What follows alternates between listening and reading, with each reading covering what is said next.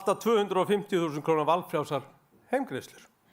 Við ætlum að auka systkinaafslátt á leikskólum og hjá dagforeldrum. Frítt fyrir þriðja barn og fleiri.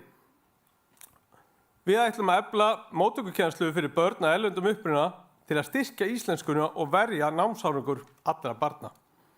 Skólarnir okkar eiga að leggja áherslu á grunnfærni eins og lestur og stærðfræði með skýrari einkunnarkerfi í tölustöfum. Öflugt atvinnulíf og skynsamlegur rekstur nauðsynlegur. Við ætlum að lækka útsvar og fasteignaskatta í takt við bætta afkomu. Afkoman þarf að vera til staðar. Við munum klára uppbyggingu í Helguvík með hátækni sorpbrennslu og efla frumkvöðlastarf og nýsköpun með sterkari tengingu við atvinnulíf, menningu og skóla. Við ætlum að bæta samgöngur, tvöfalda Njarðarbrautina og tryggja að skipulag bæjarins mæti þörfum íbúa fyrir bílastæði og græn svæði. Við ætlum að verja innviðin okkar. Það er komin tími á hreinskilni. Búsetuúrræði fyrir hælisleitendur í okkar bæ valda gríðarlegu álagi á innviði og skerða öryggistilfinningu íbúa. Miðflokkurinn ætlar að tryggja að hér veri engin slík búsetuúrræði og kostnaðurinn falli aldrei á okkur íbúana. Við munum berjast fyrir nýrri lögreglustöð og tryggja öryggi í almenningssamgöngum og sundlaugum. Við gleymum ekki eldri borgurum. Við ætlum að hækka afslætti af fasteignagjöldum og tryggja að allir geti búið heima sem lengst. Við ætlum okkur að byggja íþróttamannvirki á heimsmælikvarða og hækka hvatagreiðslur í 75.000 krónur. Kæru íbúar, við bjóðum upp á skýra stjórnun, ábyrga fjármálastefnu og kjark til að segja hlutina eins og þeir eru. Tækifærið núna. Við setjum X við Miðflokkinn. Takk fyrir.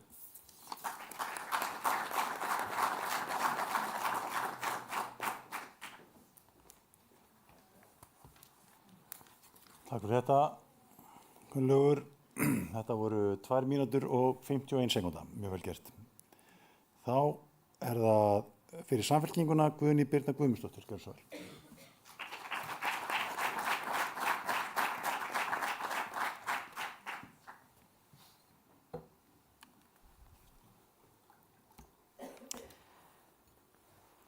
Virðulegi fundarstjóri og kæru gestir, ég heiti Guðný Birna og er oddviti Samfylkingarinnar í Reykjanesbæ. Ég sem forseti bæjarstjórnar og bæjarfulltrúinn ykkar vil segja ykkur staðreyndir og ég legg mig ávallt fram við það. Í því ljósi langar mig að segja ykkur nokkra staðreyndir Reykjanesbæinn okkar. Samfylkingin ásamt beinni leið og frjálsu afli tóku stjórnun Reykjanesbæjar árið 2014. Eftir kosningarnar höfðum við hvorki lánstraust né gátum greitt laun. Við gátum ekki greitt niður skuldir því við áttum ekki fjármagn til þess. Skuldir bæjarins frá 2002 til 2013 fimmfölduðust frá 8,3 milljörðum í 40 milljarða. Skuldahlutfall A-hluta bæjarsjóðs var 292% árið 2011 og 296% hjá samstæðunni, hæst á Íslandi. Bæjarsjóðurinn okkar skilaði taprekstri í 11 ár. Tap sem uppreiknast til dagsins í dag er 25 milljarðar.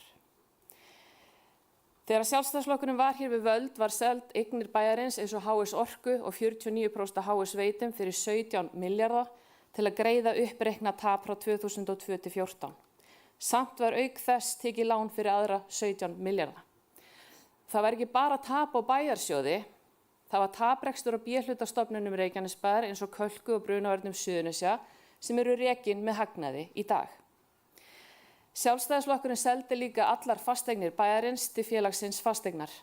Þetta átti að vera frábær hugmynd að leigja aftur umræddar eignir á lágu verði. Það tókst nú ekki betur en svo að langtíma skuldir Reykjanesbæjar vegna umræddrar leigu var 34% af skuldum bæjarins. Ekki nóg með það heldur þurftum við líka að taka á endanum yfir félagið og kaupa allar eignirnar tilbaka, en bara kostnaður við að kaupa B-hlutastofnanir eins og Hljómahöll sem stöndum í hér í dag, Golfskálann og fleiri B-hlutaeignir kostu okkur 5 milljarða að kaupa aftur. Reykjaneshöfn var rekin með 9 milljarða halla en við höfum náð að snúa skuldum hafnarinnar niður í 1 milljarð. En hvað hefur gerst frá 2014? Reksturinn var rekin 1 ár í tap árið 2015 þegar við vorum með fjárhagsáætlun Sjálfstæðisflokksins. Eignir okkar hafa hækkað í verði og þeim fjölgað, hlutfall hefur lækkað í 136% og skulda viðmiðnir í 109%. Rekstur er hagkvæmur og jákvæður ár eftir ár og það er jafnvægi í rekstri á öllum sviðum Reykjanesbæjar. Leikskólar og grunnskólar eru hér til fyrirmyndar og við höfum stóraukið tekjur til íþrótta og tómstunda á sama tíma og við höfum tekið á móti 1000 nýjum íbúum á ári eða fjölgun bæjarins 61% á undanförnum 10 árum. Þessi sami sjálfstæðisflokkur er hér nú að boða sömu stefnu, lofar öllu fögru fyrir alla og ætlar jafnframt að lækka tekjustofnana okkar. Þeir sem koma okkur í þessa aðstæðu vilja taka við aftur og sami leikurinn er að teiknast hér upp. Hér höfum við unnið ötullega í áratug að endurreisa sveitarfélagi okkar og við í Samfylkingin viljum eindregið halda því góða verkefni áfram því við erum hér fyrir fólkið í bænum. Takk fyrir.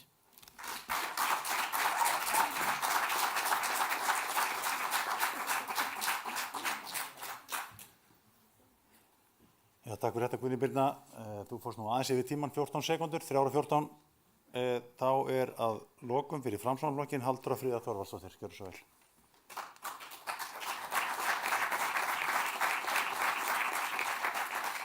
Kæru íbúar og vinir.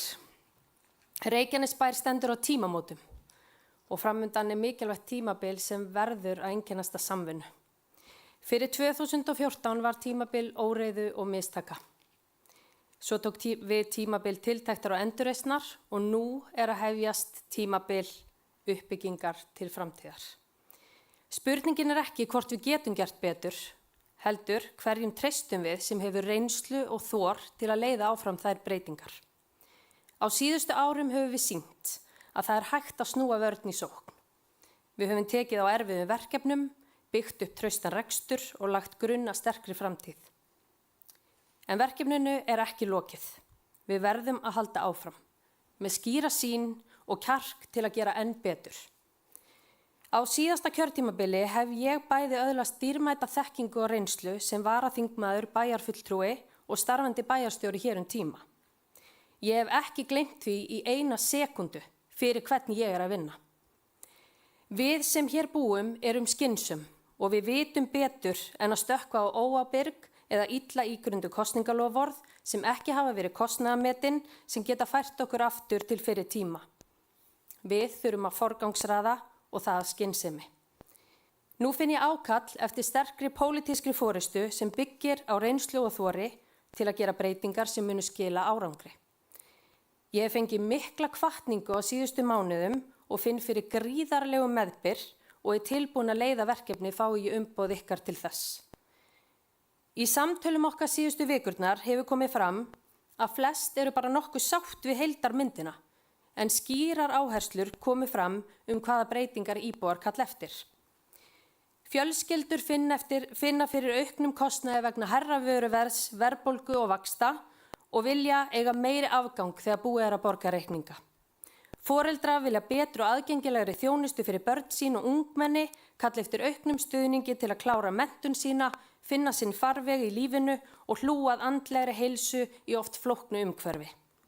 Eldra fólk kallar eftir meiri virkni og vill betri lífsgæði og við öll viljum snyrtilegra umhverfi. Íbúar, atvinnurekendur og uppbyggingaraðilar segja svo þjónusta sem þarf að sækja í stjórnsýslunni sé oft óþarflega flókin, tímafrek eða ekki nægilega samhæfð. Íbúar finna að það hallar okkar svæði meðal annars gagnvart ríkinu og vilja fá sterkan málsvara til að gæta að hagsmunum sveitarfélagsins. En kæru vinir, með vel ígrunduðum og skynsamlegum lausnum ætlum við í Framsókn að breyta leiknum. Í seinni hlutanum hér ætla ég að fara yfir það hvernig ég og öflugt lið Framsóknar ætlum að gera nákvæmlega það fyrir þig og fyrir framtíð Reykjanesbæjar.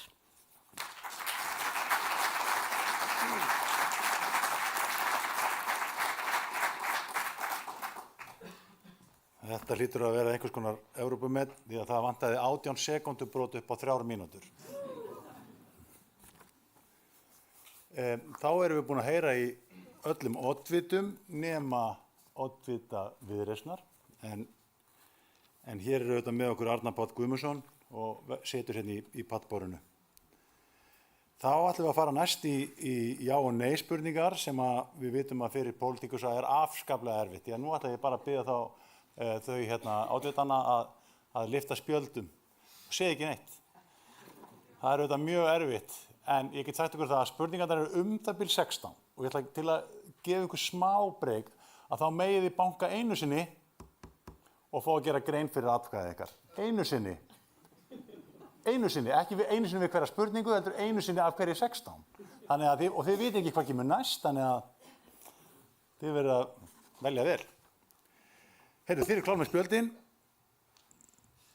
og við drógum röð áðan já og við erum komin á já og nei spurningar. Reykjanesbær fullnýtir heimild til útsvars með álagningarprósentinni 14,97%. Á að lækka útsvarsprósentu á næsta kjörtímabili, já eða nei? Nú ætlum ég að byggja að lyfta spjöldum. Ok, það er ekki allir sammála um þetta. Hér er innslátt, þetta er bara svona. Á að tryggja leikskólapláss fyrir öll börn frá 12 mánaða aldri, já eða nei?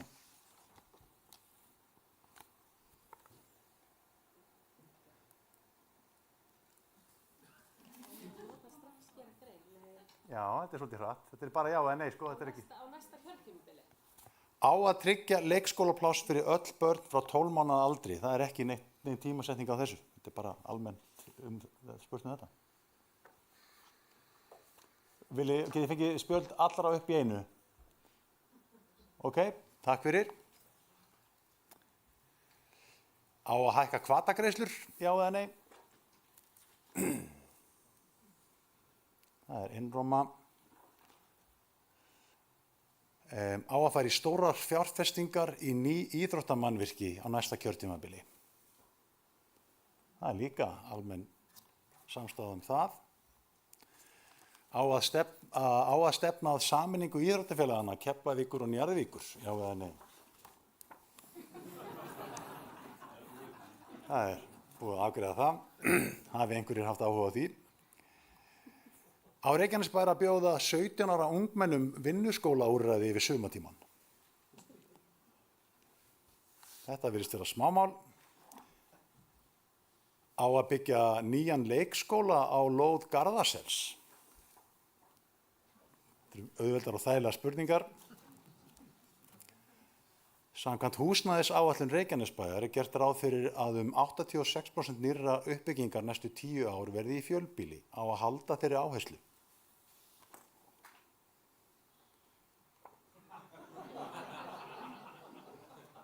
Það má gera grein fyrir atkvæði sínu einu sinni. Guðni Birna, við verðum að fá. Á að halda þeirri áherslu. Já. 85. Já, 86. Halldóra Fríða vill gera grein fyrir atkvæði sínu? Ég get gert það, en ég þarf það ekki. Ég sagði nei. Já, ok, það var flott. Palli þetta að taka myndir af þessu, það tekur skjáskot bara. Þetta er mjög spennandi. Ég hef ekki gert grein fyrir mér. Gjörðu Arnar Páll. Við erum bara þannig að við viljum láta markaðan ráð för eins og staðan er núna ef að þetta fer eins og núverandi áætlun gerir ráð fyrir þá verða 33% í sérbílum og og við viljum eins og ég segi láta markaðan ráð för þannig að við séum með íbúið fyrir alla á þessum er. Gott mál, takk fyrir það. Á að bjóða fyrirtækjum ívilnanir til að laða þau til Reykjanesbæjar.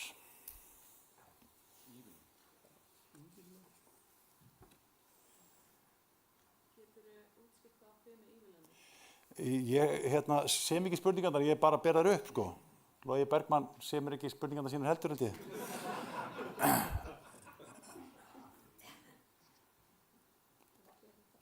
Ok.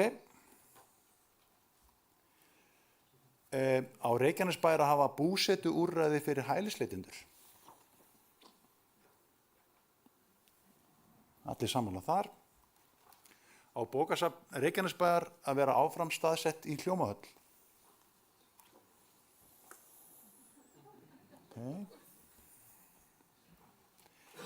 Meirihlutinn í Reykjanesbæ hefur talað um að aðhald í rekstri frá árinu 2014 á að skera frekar niður í rekstri bæjarins á næsta kjörtímabili.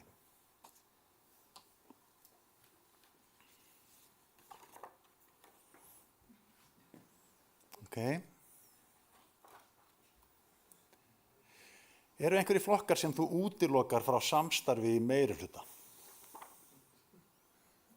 Nei, ok.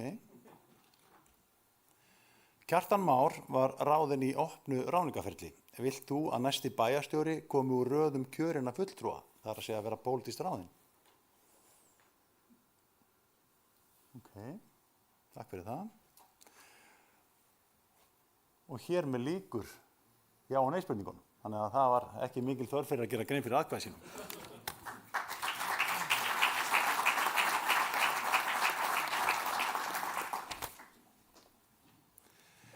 Þá ætlum við að fara í þemakafla og tekin verða fyrir 4 þemu. Frambjóðendur fá 2 spurningar hvert þema og svarið á að vera svona það bil 1 mínúta fyrir hvora spurningu. Við förum sem sagt 2 umferðir þetta. Já, bara svona til viðmiðunar. Það bil 1 mínúta. Fyrsta þemað er fjármál og rekstur. Fyrsta spurning til Samfylkingar. Þegar við talaðum góðan rekstur, hvaða einn mælikvarði sannar það best og hver á hann að vera við lok næsta kjörtímabils? Ég svara strax. Já, Ég er bara að skilja leikreglurnar, kæri fundarstjóri. Já, góður rekstur endurspeglast í góðum tekjum að þær séu umfram gjöldin sem að við höfum haldið okkur við núna öll þessi kjörtímabil, en líka það sem að við horfum sérstaklega í er að horfa til skuldaviðmiðs og skuldahlutfalls, þannig að passa við tryggjum að gjöldin verði ekki umfram tekjur og þegar við sjáum það lækka umfram lögbundið hámark sem er 150% hlutfallið og við erum undir þeim í báðum viðmiðunum, þannig að við berum okkur fram við að haldast undir 150% markið. Þannig að það skuldahlutfallið sem og leggur til grundvallar, þú nefndir áðan að væri 132%. 136. 136. Já. Og við lok næsta kjörtímabils þá bara það sé undir 150. Það er lögbundið hámark, þannig að svo lengi sem við höldum okkur undir því þá erum við góð nema annað komið til greina í sveitarstjórnarlögum. Ok. Þá er það Framsóknarflokkurinn. Telið þið svigrúm til aukinar lántöku á næsta kjörtímabili og ef svo er, í hvaða verkefni myndu þið setja á oddinn? Já, við þurfum að skoða það. Við fórum auðvitað í lántöku núna á síðasta ári af því að við erum auðvitað í gríðarlegri uppbyggingu og ég held að ef við værum að hugleiða lántöku þá myndi það alltaf snúa því að flýta þeirri mikilvægu uppbyggingu sem við erum í, meðal annars að klára þessi stóru verkefni sem við erum að vinna í skólunum til þess að hraða því að sú starfsaðstaða sé til sóma, bæði fyrir börnin og starfsfólk og líka að skoða það í uppbyggingu í íþróttamannvirkjum. Ok, takk fyrir það. Það er Sjálfstæðisflokkurinn. Þið hafið gagnrýnt rekstur bæjarins. Hvaða eina aðgerð myndið þið grípa til strax á fyrsta ári komist þið í meirihluta til að bæta reksturinn?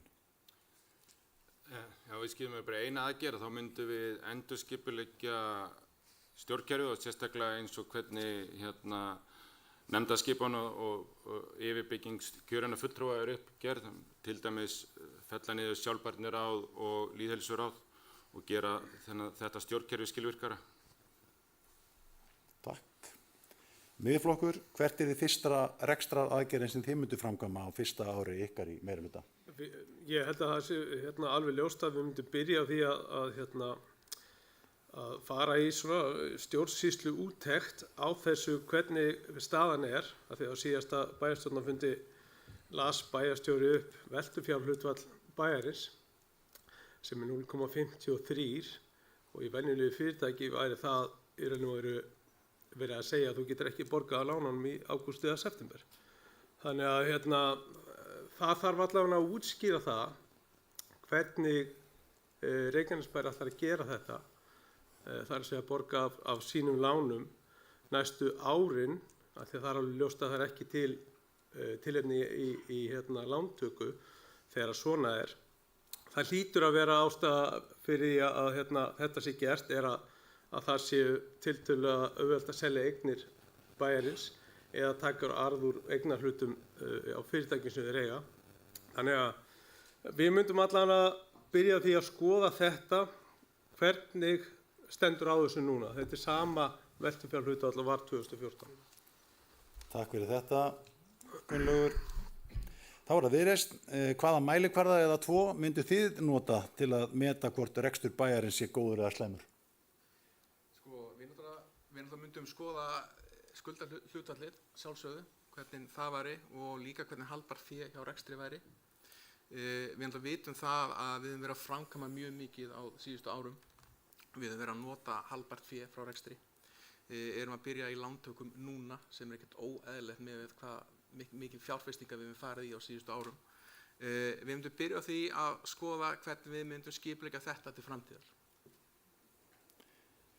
Mjög gott. Þá förum við annan hring. Samfylking. Hvaða eitt eða tvö stærstu útgjaldaverkefni eru í ykkar stefnu sem krefast mestra fjármuna og hvernig verða þau fjármögnuð án þess að hækka gjöld eða álögur? Við ætlum okkur að byggja upp velferðarhús Reykjanesbæjar til að styðja við börn með langvarandi stuðningsþarfir. Við erum með húsnæði tilbúið í það en við þurfum alltaf rekstrafé, það verður kostnaðarsamt fyrir það. Við ætlum okkur að lækka einn tekjustofn til bæjarins sem er lóðarlega en hann er 0,5 milljarður á ári, þannig að við stefnum að lækka það til að gæta sanngirnis fyrir íbúa Reykjanesbæjar. Takk fyrir það. Framsókn, þið leggið áherslu á aukinn stuðning við fjölskyldur. Hvaða önnur útgjöld myndu þið þá minnka eða breyta á móti til að fjármagna það? Við erum að leggja til líka bara endurskoðun á skipuriti. Þannig að við sjáum fyrir okkur að það sé hægt að fara í góða endurskipulagningu þar sem við finnum líka fjármagn í það. En þegar við létum kostnaðarmeta það sem við erum að setja fram, þá kemur í ljós að með því að setja einungis 260 milljónir inn, þá getum við létt undir með barnafjölskyldum þannig að sumir eiga 70.000 krónur meira í vasanum í hverju mánuði. Þannig að við sjáum alveg fyrir okkur að það er hægt að nýta 260 milljónir í það. Ok, takk fyrir það. Sjálfstæðisflokkur, nefnið 1 eða 2 helstu mistök sem meirihlutin hefur gert í rekstri á þessu kjörtímabili og hvernig þið hefur gert það öðruvísi? Já, það eru 2 kannski megin mistök að það er, til þess að byrja með, er áætlanagerð og að full fjármagn ekki framkvæmdir áður en að leggja staði framkvæmdir. Þannig að þau eru alltaf að stöðva framkvæmdirnar og fresta þeim og áætlunin sé ekki nógu skýr, þannig að það förum við töluvert fram úr áætlunum. Og svo er það líka fjárstýringin að það þurfi að taka yfirdráttarlán á miðju ári til þess að tryggja greiðsluflæði bæjarins og það eykur kostnaðinn í óþarfa. Okay. Miðflokkur, þið hafið talað verulegan sparnað. Er raunhæft að ná honum án þess að skerða þjónustu og ef ekki, hvar myndu þið byrja? Það er alveg ljóst að mikill sparnaður getur skert þjónustu að einhverju liti. Það er ekki stefna að gera það. Við höfum ekki séð ársreikning Reykjanesbæjar, sennilega eini flokkurinn sem hefur ekki séð hann og vonandi sést hann á morgun á bæjarstjórnarfundi. En miðað við þessar tölur sem komu núna frá bæjarstjóra á síðasta bæjarstjórnarfundi, þá verður þetta mjög, verður bara þokkalega erfitt að finna þetta, en ég held í stjórnkerfinu innan ráðhússins, innan nefnda og í raun og veru snýst þetta líka það að skera niður strax þegar að þjónustan hverfur, ekki bíða. Þess vegna segjum við eins og önnur fyrirtæki á markaði, þú fækkar starfsfólki eða eykur starfsfólk eftir afköstum bæjarins, ekki 6 mánuðum seinna eða svoleiðis. Þannig að það er nauðsynlegt að gera það strax. Takk fyrir þetta, Gunnlaugur. Þá er það Viðreisn, þið eru að bjóða fram í fyrsta sinn.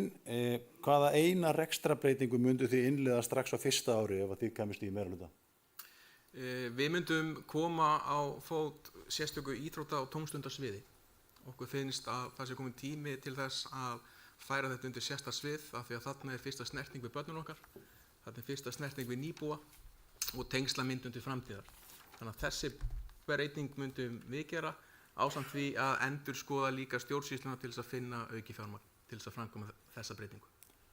Takk fyrir og ég ætla að hrósa ykkur fyrir að halda ykkur innan tímamarka, vel gert.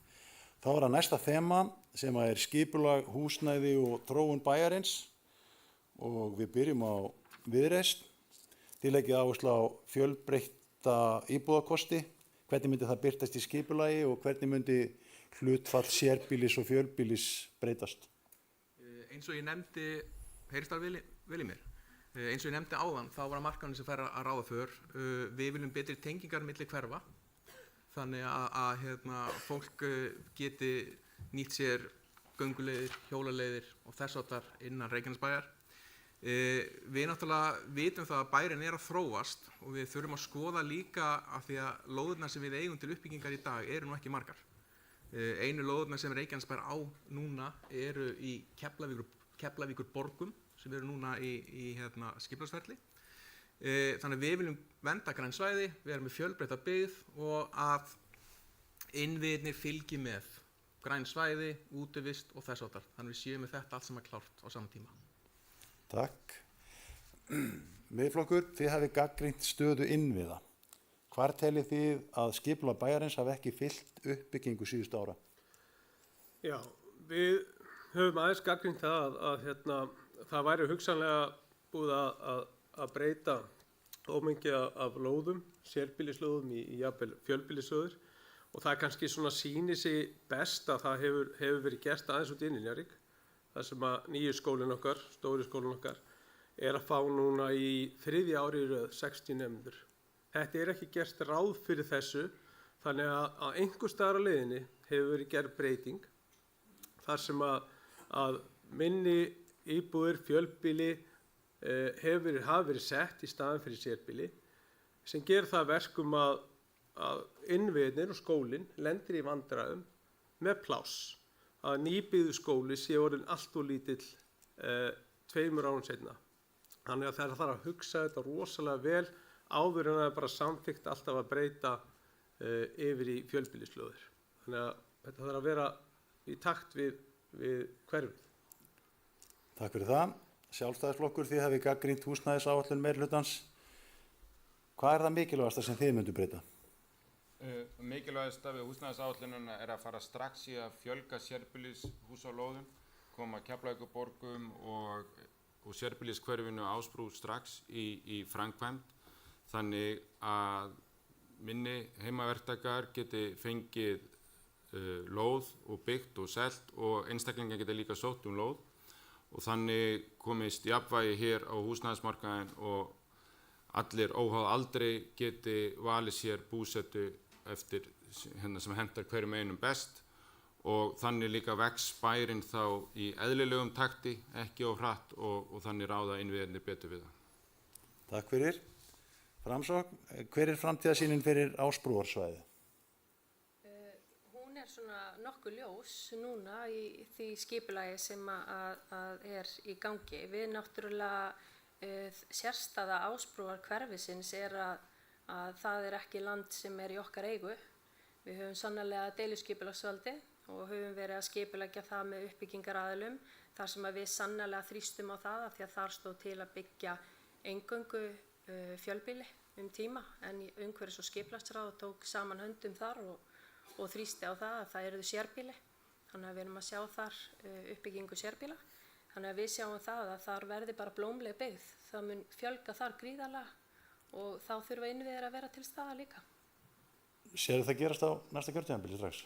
Ekki kannski á kjörtímabilinu, en spurningin var svona frekar opin. En ég er að fylgja eftir með það. Bara flott, en á kjörtímabilinu þá nei, ég kannski miða við bara efnahagsástandi sem að við búum við í dag, að þá sjáum við ekki fram að það verði byggt svona á næstunum, við sjáum ekki gröfur mæta, en við þurfum að vera tilbúin, það er sannarlega þannig. Já, takk fyrir það. Samfylking, samkvæmt húsnæðisáætlun er gert ráð fyrir mikilli áherslu á fjölbýli á komandi árum. Hvers vegna er sú leið sú rétta fyrir Reykjanesbæ? Húsnæðisáætlun sveitarfélagsins er lifandi plagg þannig að það er ekki til fyrirstöðu að endurskoða það á hverjum tíma fyrir sig. Áherslan á húsnæðis- og mannvirkjastofnun og það sem markaðurinn er að kalla eftir er 2-3 herbergja íbúðir og það er það sem hefur verið í byggingu og markaðurinn er að kaupa þær eignir. Við eigum ennþá 40 og eitthvað, 42 ef ég man rétt, einbýlishúsalóðir í Ásahverfi sem hafa ekki farið út í yfir 20 ár. Þannig að það eru lausar stórar einbýlishúsalóðir sem að fólk er ekki að kaupa. Ok, takk fyrir þetta. Þá fyrir við aðra umferð og viðreist. Þið talið langtíma hugsun og eignastýringu. Hvaða innviðum Reykjanesbæjar teljið þið verið mesta þörf fyrir slíka endurskoðun í dag? Við leggjum til að við förum í ákveðna svona langtíma úttekt á eignum Reykjanesbæjar. Við skulum bara horfa á það þannig að þegar við fyrir sjálf í framkvæmdir þá byrjum við á því að skoða hvað er brýnt og hvað má bíða í ákveðin tíma. Þetta viljum við gera við eignir Reykjanesbæjar þannig við lendum ekki í því að fá þetta allt í hausinn á sama tíma. Þetta er langtíma plan og þetta sparar peninga til framtíðar. Peninga sem við getum nýtt í annað og fjárfest betur í sveitafélaginu til framtíðar. Okay, takk fyrir það. Miðflokkur, hvaða eitt skipulagsverkefni myndið þið setja í algjöran forgang á næsta kjörtímabili? Það er að halda ekki áfram á sögum braut á Akademíri. Ég held að það sé alveg á hreinu. Já, stutt og laggott, takk fyrir. Viljið þú reynda að komst aðeins inn á það sem ég ætlaði að spyrja það næst, en hvar á að brjóta nýtt land undir fleiri sérbýli? Já, það er eins og ég segi að við þurfum að breyta ásýnd Ásbrúar strax með að fjölga þar sérbýlislóðum og við höfum að fara strax í Keflavíkurborgir og svo vera tilbúin að halda áfram að þróa í samvinnu hvernig við viljum gera þetta og svo bara þá til þess að ég bæti kannski við þetta með skipulagsmálin þar sem ég fekk sömu spurninguna tvisvar að þá skiptir þetta líka máli að við séum liðleg í skipulaginu til þess að mæta bæði þörfum atvinnulífsins sem er hér til þess að vaksa og atvinnulífsins sem vill koma hér, hvernig við höfum lóðirnar tilbúnar, gatnagerðirnar tilbúnar og við getum mætt þeim þörfum sem vilja hér byggja upp og þróa okkar góða samfélag til þess að vera öflugra og kraftmeira. Takk.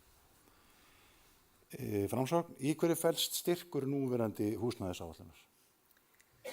Já, styrkur. Hér hefur verið talað um það að húsnæðisáætlun er plagg sem okkur ber að skila inn einu sinni á ári uppfærðu og það er bara svona eitthvað sem við höfum til hliðsjónar, við setjum þar inn það sem að hefur verið skipulagt en hvort það verði framkvæmt, það verður tími bara leiðiljós. Þannig að mér finnst þetta bara að vera plagg sem að við horfum til og er síbreytilegt. Ok. Samfylking, hvað í núverandi skipulagi eða uppbyggingu myndu þið gera öðruvísi í dag með að vera reynslu síðasta kjörtímabils? Já, góð spurning. Það sem ég hefði kannski viljað sjá öðruvísi væri helst þá bara að við hefum útdeilt 2 reitum í Ásbrú sem hafa ekki ennþá komið til framkvæmda. Það hefur tekið langan tíma skipulagsferli yfirleitt en við finnum það að markaðurinn er að kalla á fleiri íbúðir. Hér eru að fá til okkur fyrirtæki sem að finna ekki laust húsnæði fyrir sitt starfsfólk, þannig að við þurfum líka að halda í við uppbyggingu íbúða. Mjög gott. Takk fyrir þetta. Þá erum við og hrós ykkur aftur fyrir að hafa svörin stutt og skelegg. Þá er það þriðja þemað, það er íþrótta- og tómstundamál. Við byrjum á Sjálfstæðisflokki. Þið viljið lækka æfingagjöld og auka stuðning við íþróttafélög. Hvernig verður það fjármagnað? Já, við höfum talað skýrt um það að því betur sem okkur tekst að stýra rekstrinu vel og fara betur með fjármagnið og stækka kökuna, sækja hér kraft í atvinnulífinu sem við höfum og sækja nýtt atvinnulífinu á svæðið, að þá munum við forgangsraða því í íþróttinu. Þannig að hvað við getum lækka æfingagjöldin mikið í samstarfi og samningum íþróttafélagin og hvernig við getum byggt upp aðstöðuna, bæði rekstraraðstöðu íþróttafélagana og íþróttamannvirkin, það mun algjörlega stýrast eftir þeim árangri sem við náum á fjármálahliðinni. Takk fyrir það. Samfylking, þið hafi verið í meirihluta. Hvaða 1 eða 2 íþróttagreinar teljið þið að þurfið meiri stuðning og uppbyggingu á næsta kjörtímabili en verið hefur? Það nú erfitt að gera upp á milli allra þeirra 30 deilda sem við höfum hjá okkur, þannig að ég ætla nú ekki alveg að kasta mér að þósprengju, en auðvitað þurfum við að efla aðstöðu íþrótta fyrir fullt af félögum, en það sem er svona brýnast við snýra knattspyrnu og fimleikum, bara ekki spurningu það. Okay. Framsókn, þið setjið fram skýra tímalínu, 5 leikahús 2029 og 5 nýja æfingavelli í knattspyrnu 2028. Hversu raunhæft er að ná þessu á einu kjörtímabili? Ég held að það sé bara mjög raunhæft. Við erum vorum búin að samþykkja hérna í bæjaráði í öll sem eitt að fara af stað með akademíureitin, áframhaldandi vinnu á því, og við erum búin að eyrnamerkja þær tekjur sem koma inn til dæmis á þeim reit til þess að fara í þessu uppbyggingu, og ég held að þetta verði bara forgangsmál, að við erum að vinna. Þetta er margra ára vinna. Við fengum skýrslu frá Capacent sem sýndi okkur alveg nákvæmlega hvað þyrfti að gera, og svo unnu starfshópar mjög þétt með íþróttafélögunum að því að búa til grunninn að þessu, og við teljum bara að við séum komin á það stig að leggja stað, og við teljum að það séu bara mjög góðar leiðir til þess að skapa fjármagn upp í þessu uppbyggingu, og já, bara mjög raunhæft. Takk fyrir það. Viðreisn, hvernig sjá þið fyrir ykkur að íþrótta uppbygging styðji við heildarskipulag bæjarins? Á hún að vera miðlæg eða byggja upp út í hverfunum? Sko, við viljum náttúrulega fá, heildarsýn á þetta til framtíðar, og hvernig heildarsýnin verður þarf að vera í nánu samstarfi við íþróttahreyfinguna. Íþróttahreyfingin, bæði Keflavík og Njarðvík, á að ráða hvar framtíðarsýni verður. Það er okkar bara að styðja við þau í þeirri framtíðarsýn. Við þurfum átt okkur því. Ok. Miðflokkur, þið talið að uppbygging íþróttamannvirkja sé á heimsmælikvarða. Hversu raunhæft er það á einu kjörtímabili og hvað kemur fyrst? Já, það fer alltaf svolítið eftir hvernig reksturinn lítur raunverulega út og hvort að þetta sé möguleiki, en við eigum að setja okkur þetta markmið. Við eigum að vera íþróttabær, við eigum að geta gert betur í íþróttamannvirkjum. Við erum nokkrum árum á eftir, það er nokkuð ljóst, og það er eiginlega bara nauðsynlegt að við setjum okkur þessi markmið að vera með íþróttamannvirkja á heimsmælikvarða. Við munum geta það, en það er rosalega mikilvægt að geta farið í gegnum þetta með íþróttafélögunum. Við þurfum að breyta rekstrarfyrirkomulaginu, við þurfum að leyfa íþróttafélögunum að sjá meira rekstur, jafnvel á íþróttamannvirkjum, eins og hefur gerst á höfuðborgarsvæðinu. Þar hafa ég tjáð okkur að sé besta lausnin til að skapa betri fjárhag fyrir íþróttafélögin. Það var smá tvist í spurningunni, hvað kemur fyrst? Já, það er alveg ljóst að held ég í 6 eða 8 ár hefur forgangsröðun verið þannig að fimleikarnir, ég er fyrir formaður fimleikadeildarinnar, og það er fyrir sennilega 8 eða 10 árum, og þá voru okkur lofað nýju fimleikahúsi, þannig að sjáu þetta er búið að vera í forgang ansi lengi, og það er alveg rétt að knattspyrnan er svolítið á krossgötum. Það eru miklar kröfur sem eru gerða til knattspyrnunar varðandi aðstöðu, og það er eiginlega bara einhvern veginn þannig að bænum minn hálfpartinn stilt upp við vegg, held ég, það að það þurfa að fara að gera ýmislegt. Það er verið að plástra aðeins núna, en ég held að við þurfum að setja okkur töluvert betri stefnu framtíðina. Takk fyrir það. Þá förum við annan hring í íþrótta- og tómstundamálunum. Sjálfstæðisflokkur, styðið þið miðlæga uppbyggingu íþróttamannvirkja eða á að styrkja aðstöðu félaga í hverfum?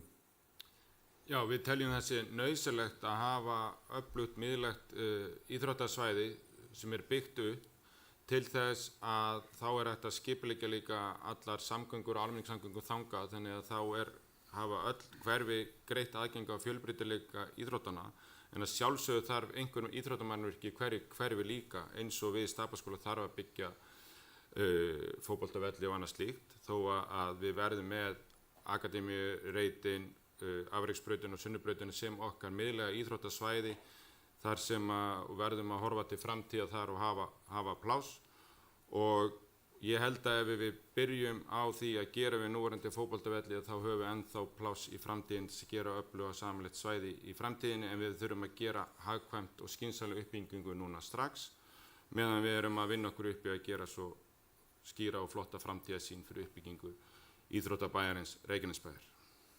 Takk fyrir þetta, Vilhjálmur. Samfylking, þið leggja áherslu á uppbyggingu afreksbraut. Er það réttan leiðin eða ætti frekar að styrkja aðstöðu í hverfum hjá félögunum? Það er ekkert sem segir það að við getum ekki styrt afreksbraut til framtíðar og hverfin samhliða.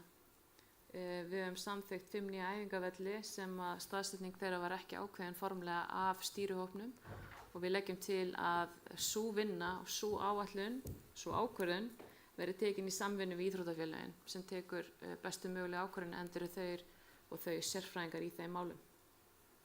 Takk fyrir það. Framsókn, á Akureyri búa örlítið færri en í Reykjanesbæ. Á Akureyri fóru 3,2 milljarðar til íþrótta- og tómstundamála á síðasta ári en 2,1 milljarður í Reykjanesbæ. Samt segist þið hafa aukið framlög í málaflokkin. Er nóg gert? Það er aldrei nóg gert held ég, við viljum sannarlega gera meira. Við höfum aukið hér framlag úr rúmum 6% og yfir erum komin rúmlega 9%. En það þarf líka að passa upp á það að við séum að bera saman epli og epli. Við erum ekki að reka skíðasvæði, við erum ekki með skautahöll, þannig að kannski að við tökum svona þær greinar sem við erum að reka.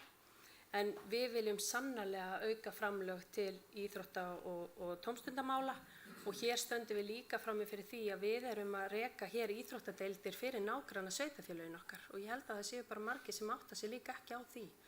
Við erum hér með 400 og eitthvað iðkendur sem koma hér á nágranna sveitarfélögum okkar og það eru íbúar Reykjanesbæjar sem er að byggja upp þá aðstöðu og reka þau húsnæði og styrkja þær deildir og setja inn þjálfarastyrki fyrir þá iðkendur sem við erum náttúrulega ánægð að hafa í okkar frábæra íþrótt- og tómstundastarfi en við þurfum að ná samkomulagi við nágranna sveitarfélögin líka þátttöku þeirra í þessari uppbyggingu af því að það er bara sanngirnismál. Takk fyrir það. Viðreisn, þið segið í ykkar kosningabæklingi áhersla verður á uppbyggingu íþróttamannvirkja. Hvaða mannvirki eru það að tala og í hvaða forgangsröð? Sko, eftir samtöl þá náttúrulega höfum við heyrt að það þarf að taka ýmis íþróttamannvirki í gegn. Við þurfum náttúrulega að koma eins og við höfum nefnt náður nýju fimleikahúsi. Við þurfum að skoða það. Það er mjög ofarlega á listanum okkar. Við þurfum líka svolítið að taka utan Sunnubrautina, þar sem Keflavík er með sinn heimavöll. Og við þurfum að byggja til framtíðar þegar ef við skoðum bara framtíðarskipulag þá á það að vera á afreksbraut og við þurfum svolítið að taka utan það skipulag í samtali eins og ég nefndi áðan við íþróttahreyfinguna og við gerum þetta saman með þeim. Það er okkar stefna. Við erum ekki að fara að koma með eitthvað að við vitum eitthvað meira, þetta gerum við í samráði við íþróttahreyfinguna. Ok, mjög gott. Það var það Miðflokkur. Þið viljið bæði byggja upp ný mannvirki og hækka styrki og aðgengi. Hvað myndi bíða að það væri gætt að gera hvoru tveggja í einum? Hvað segirðu, hvað? Þið viljið bæði byggja upp ný mannvirki og hækka styrki og aðgengi fólks að íþróttamannvirkjum. Já. Ef þið geti ekki gert hvoru tveggja eða gert allt í einu, hvað er það að bíða? Já, það er alveg ljóst að við viljum að börn hafi aðgengi að íþróttum. Það er númer 1, 2 og 3. Hérna áður fyrir gátu menn verið á malavellinum alla tíð og það er alveg ljóst að börn verða að hafa aðgengi. Og þar alveg erum við að segja það, við þurfum að bæta hvatagreiðslur, við þurfum að segja að allir geti stundað íþróttir og vissulega þurfum við að bæta aðstöðu en klárlega megum við ekki missa börnin úr íþróttum. Það er bara númer 1, 2 og 3. Takk fyrir þetta.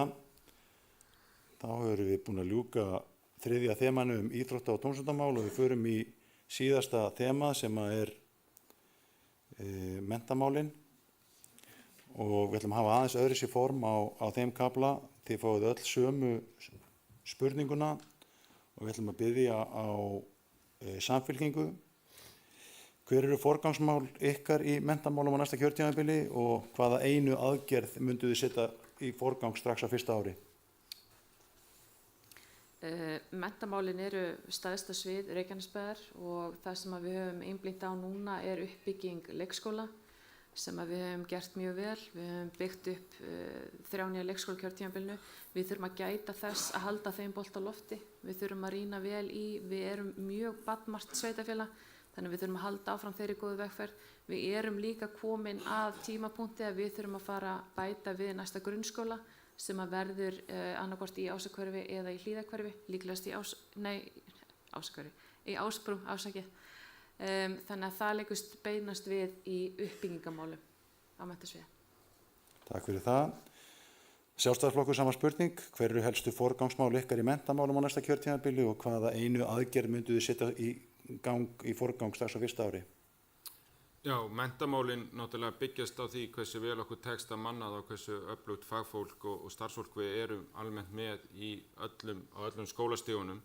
Þannig að forgangsmál hjá okkur er að tryggja aðbúnað þeirra og að sé jafnur aðbúnaður á milli allra skólana, hvort sem það sé í aðstöðu eða námsmati eða útbúnaði og húsnæði, og þá er auðveldara að manna skólana og þá verða okkar öflugu skólar enn öflugri.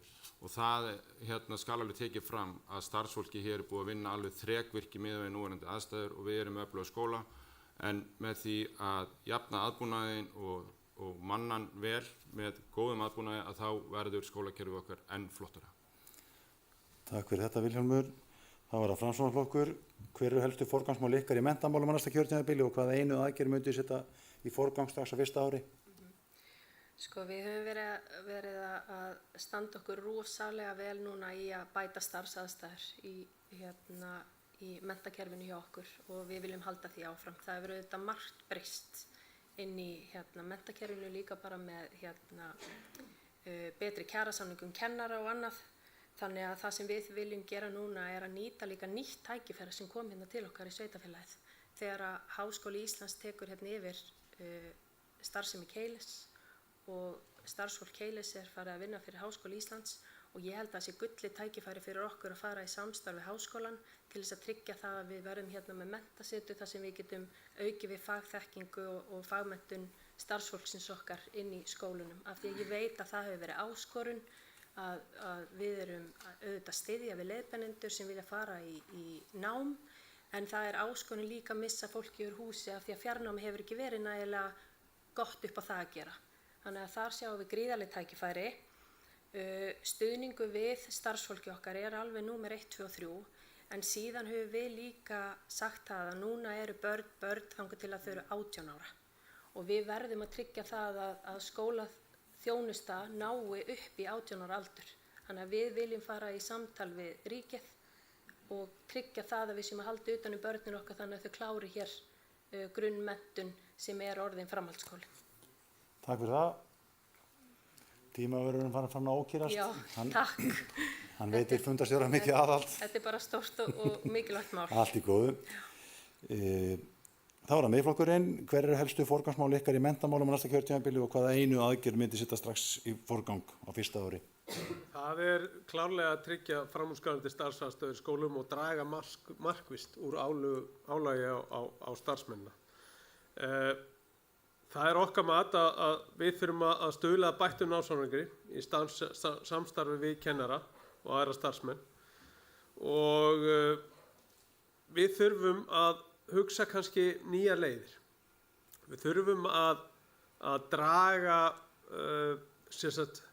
fjölskylduna, foreldrana inn með okkur í að innleiða fjölskylduverkefni með áherslu á árangur í lestri og stærðfræði og svona gera heimilið svolítið ábyrgt líka með skólanum að hjálpa til og gera og fara í sérstakt átak í árangur, mælanlegan árangur inn í skólakerfinu og jafnvel byrja strax að 5 ára bekkjum í leikskóla.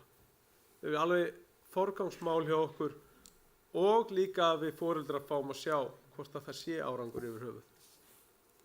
Takk fyrir þetta, Gunnlaugur. Þá er það Viðreisn. Hver eru helstu forgangsmál ykkar í menntamálum á næsta kjörtímabili og hvaða einu aðgerð myndu setja í forgang strax fyrsta ári? Við hugsum þetta sem svona tvíþætt verkefni, náttúrulega bæði langtíma verkefni. Við höfum lagt svolítið til hvort það sé möguleiki að fækka nemendum í bekkjum.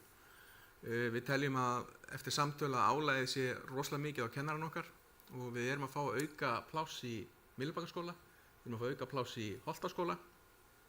Þannig að þetta er langtíma verkefni, þetta er ekki eitthvað sem gerist bara nú leitni, heldur þetta langtíma verkefni. Annars vegar með leikskóla, okkur langar að skoða hvort við getum komið á ákveðinni leikskóla nefnd innan menntasviðs, af því að í dag þá er þetta náttúrulega innan menntasviðs, þannig að það er grunnskólinn, leikskólinn og allt sem því fylgir, þannig okkur langar svolítið að byggja undir þennan málaflokk. Hann hefur verið sveitarfélaginu áskorun síðustu misseri og við teljum að það sé komin tími til að taka hann svolítið í fangið og þá til skamms tíma, þangað til við erum komin út úr þessu stóra verkefni. Ok, takk fyrir það. Þá við fengum aðeins nasaþefinn af því hjá sumum ykkar að mæla árangur og það er seinni spurningin í menntakaflanum. Hvernig viljið þið meta árangur í skólastarfi? Hvaða 2-3 mælikvarða myndu þið leggja mesta áherslu á? Og það er Samfylking sem byrjar. Já, við getum mælt árangur í skólastarfi með ígrunduðum ferli með starfsfólkinu okkar. Þau eru sérfræðingarnir. Það er bara ofboðslega gott að tala við þau reglulega til að fá á hreint hvernig þeim líður í sínum starfsaðstæðum og hvað hefur verið áskoranir til þess að við getum brugðist við því.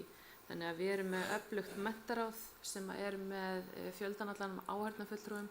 Þannig að við fáum fólk beint til okkar sem hagsmunaaðila hópa eins og leikskólastjóra, foreldra leikskólabarna. Þannig að við viljum taka virkt samtal til þess að fá upplýsingar alls staðar að til þess að við getum bætt okkur. Þannig að það er helst að taka samtali til að geta þróa okkur betur áfram.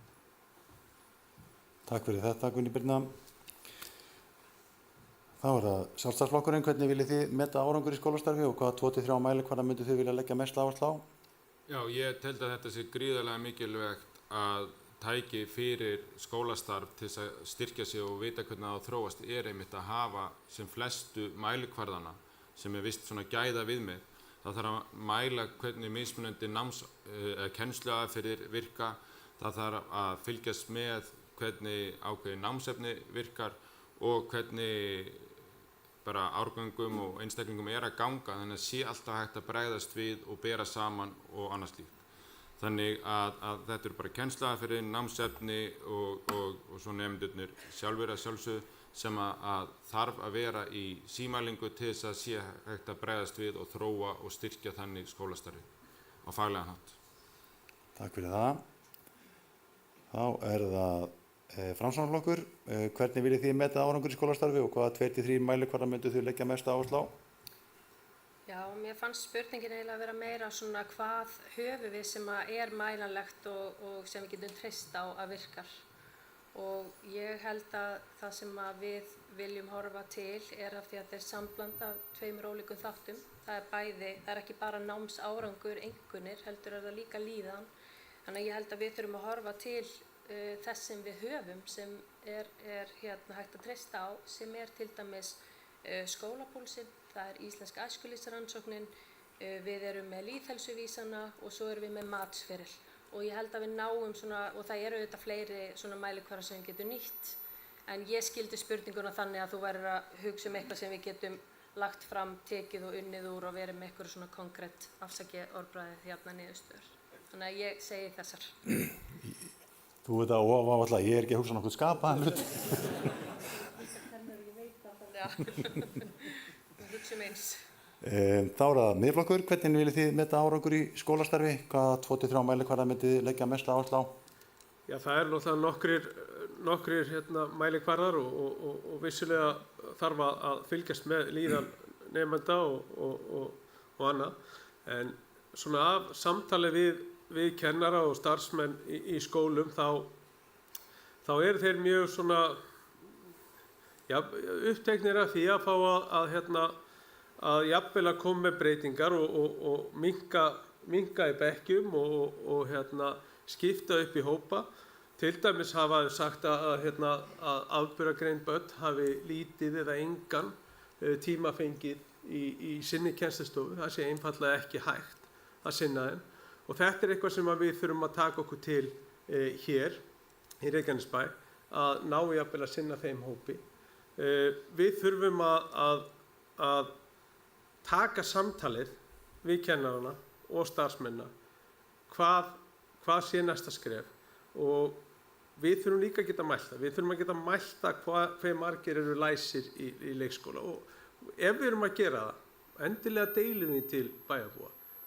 Við getum svo tekið aftur sömu spurningu. Hve margir verða svo læsir í öðrum bekk? Hve margir verða svo læsir í 4., 7., 8. Við getum gert þetta hérna innan hús bara í Reykjanesbæ. Og við getum upplýst foreldra hvar barnið er statt almennilega. Þannig að ég held að sé ýmislegt þetta að gera. Takk fyrir. Takk fyrir. Já, Hann var farin að ógerast. heyrið það. Grjótharður alveg á kantinum. Þá er það Viðreisn. Hvernig viljið þið meta árangur í skólastarfi? Hvaða 2-3 mælikvarða mynduð þið leggja mest áherslu á? Þetta er þríþætt verkefni. Við náttúrulega þurfum að sjálfsögðu, eins og allir með frambjóðandi mínir hafa nefnt hérna við borðið, það er að sjálfsögðu líðan starfsfólks og barna. Við þurfum að skoða líka varðandi námsárangurinn. Við höfum líka lagt það til hjá okkur að innleiða ákveðið hagsmunamat í fastanefndi sveitarfélagsins, og þar kemur stuðningurinn þar á milli. Hvað erum við að gera rétt? Erum við að fara í réttan farveg? Þarf aðili að koma að þessari ákvörðun? Þannig að þarna værum við að fá stuðninginn þar líka. Það er það sem við teljum að þurfi til þess að aðstoða við árangur, líðan og þess áttar. Takk fyrir það. Þá er þemakaflanum lokið. Þá ætlum við að fara í næst síðasta kaflan þriðja síðasta kaflan sem að heitir heita sætið, og þar er ég með spurningar sem hafa komið víða að, og það er bara þannig, ég tek bara einn fyrir í einu. Ég er búinn að undirbúa 4 spurningar og þið fáið alltaf 5 mínútur til að svara þeim. Ef þið kjósið að dvelja lengi við einhverja spurningu þá er það bara fínt, þá bara drögum við úr vægi hinna spurningana. Þið ráðið svolítið hvernig þetta vinnst. Við drógum röð. Siggi, hvernig var röðin? Já, það er Framsóknarflokkurinn fyrst. Já, byrjum á honum. Það er Framsóknarflokkurinn fyrst. Sko, á faxafundum þá er það þannig að þegar maður tekur til máls þá biðjum við faxafélaga að rísa á sæti og flytja sína tölu standandi, en vegna hljóðnemanna þá tökum við þetta bara úr sætum, annars hefði ég beðið ykkur að standa. Halldór Fríða, hvernig ætlið þið að tryggja meira land til uppbyggingar innan sveitarfélagsins? Já, bara svara Já, þessu. bara byrjum á þessu.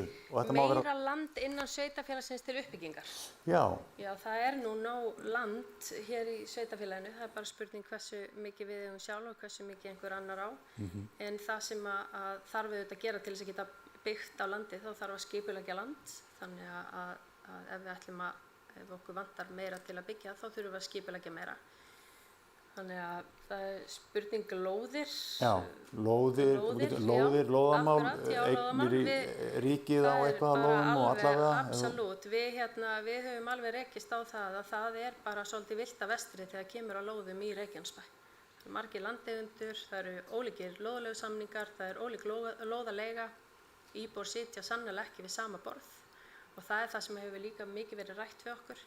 En við sjáum fyrir okkur að leggja stað, og hér er oft talað það að borða ekki fílinn í einum bita, leggja stað með því að stofna hér lóðasjóð, þar sem að við getum verið með stofnfé, og tryggingin fyrir þá sem að fjármagna það með okkur er lóðalega, af því við höfum heyrt það að nú er að þynnast út, það eru komnir margir afkomendur landeigenda og fólk er farið að vilja selja lóðir eða land, og ef það er eitthvað sem sveitarfélagi á að gera, þá er það að eignast land innan sveitarfélagsins okkar tilbaka.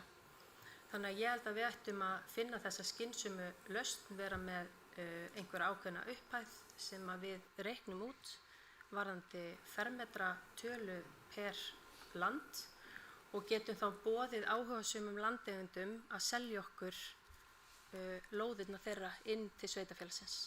Og þannig byrjum við leggjum að stað. Þetta er margra ára verkefni, en við teljum að þetta sé skynsamlegasta lausnin til þess að eignast landina sveitafélagsins.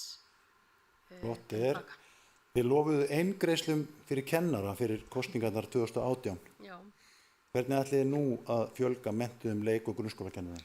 Ég kom inn á það hérna áðan. Ég veit að við gerðum það og það var eitthvað sem við þurftum líka á að halda á þeim tíma því að þá var líka bara mikill flótti úr stéttinni og við hefum sannarlega viljað geta gripið inn í þar, en svo komu góðir kjarasamningar sem betur fer, þannig að staðan er aðeins önnur. En ég kom inn á það hérna áðan í svari mínu að ég tel að sé gríðarlegt tækifæri að fara í samstarf við Háskóla Íslands og hjálpa okkar öfluga fólki sem vill læra hér og auka við fagþekkingu sína inn í menntakerfin okkar og því hvort að það er starfsfólk eða einhver sem hefur bara áhuga að fara í kennaranám eins og ég gerði nú sjálf hérna á sínum tíma, að komast í nám í heimabyggð, þurfa ekki að leggja í langa leiði til að fara í dagskóla eða geta verið í vinnu og verið í fjarnámi í heimabyggð, þar sem við léttum líka á stjórnendum sem að það er mjög íþyngjandi að þau missa starfsfólk á háanna tíma innan skólastarfs til þess að sitja í fjarkennslu sem er innan vinnutíma. Það hefur reynst freka flókið og þess vegna hafi ekki eins margir frá okkur geta sótt þetta nám eins og hafa viljað. Takk.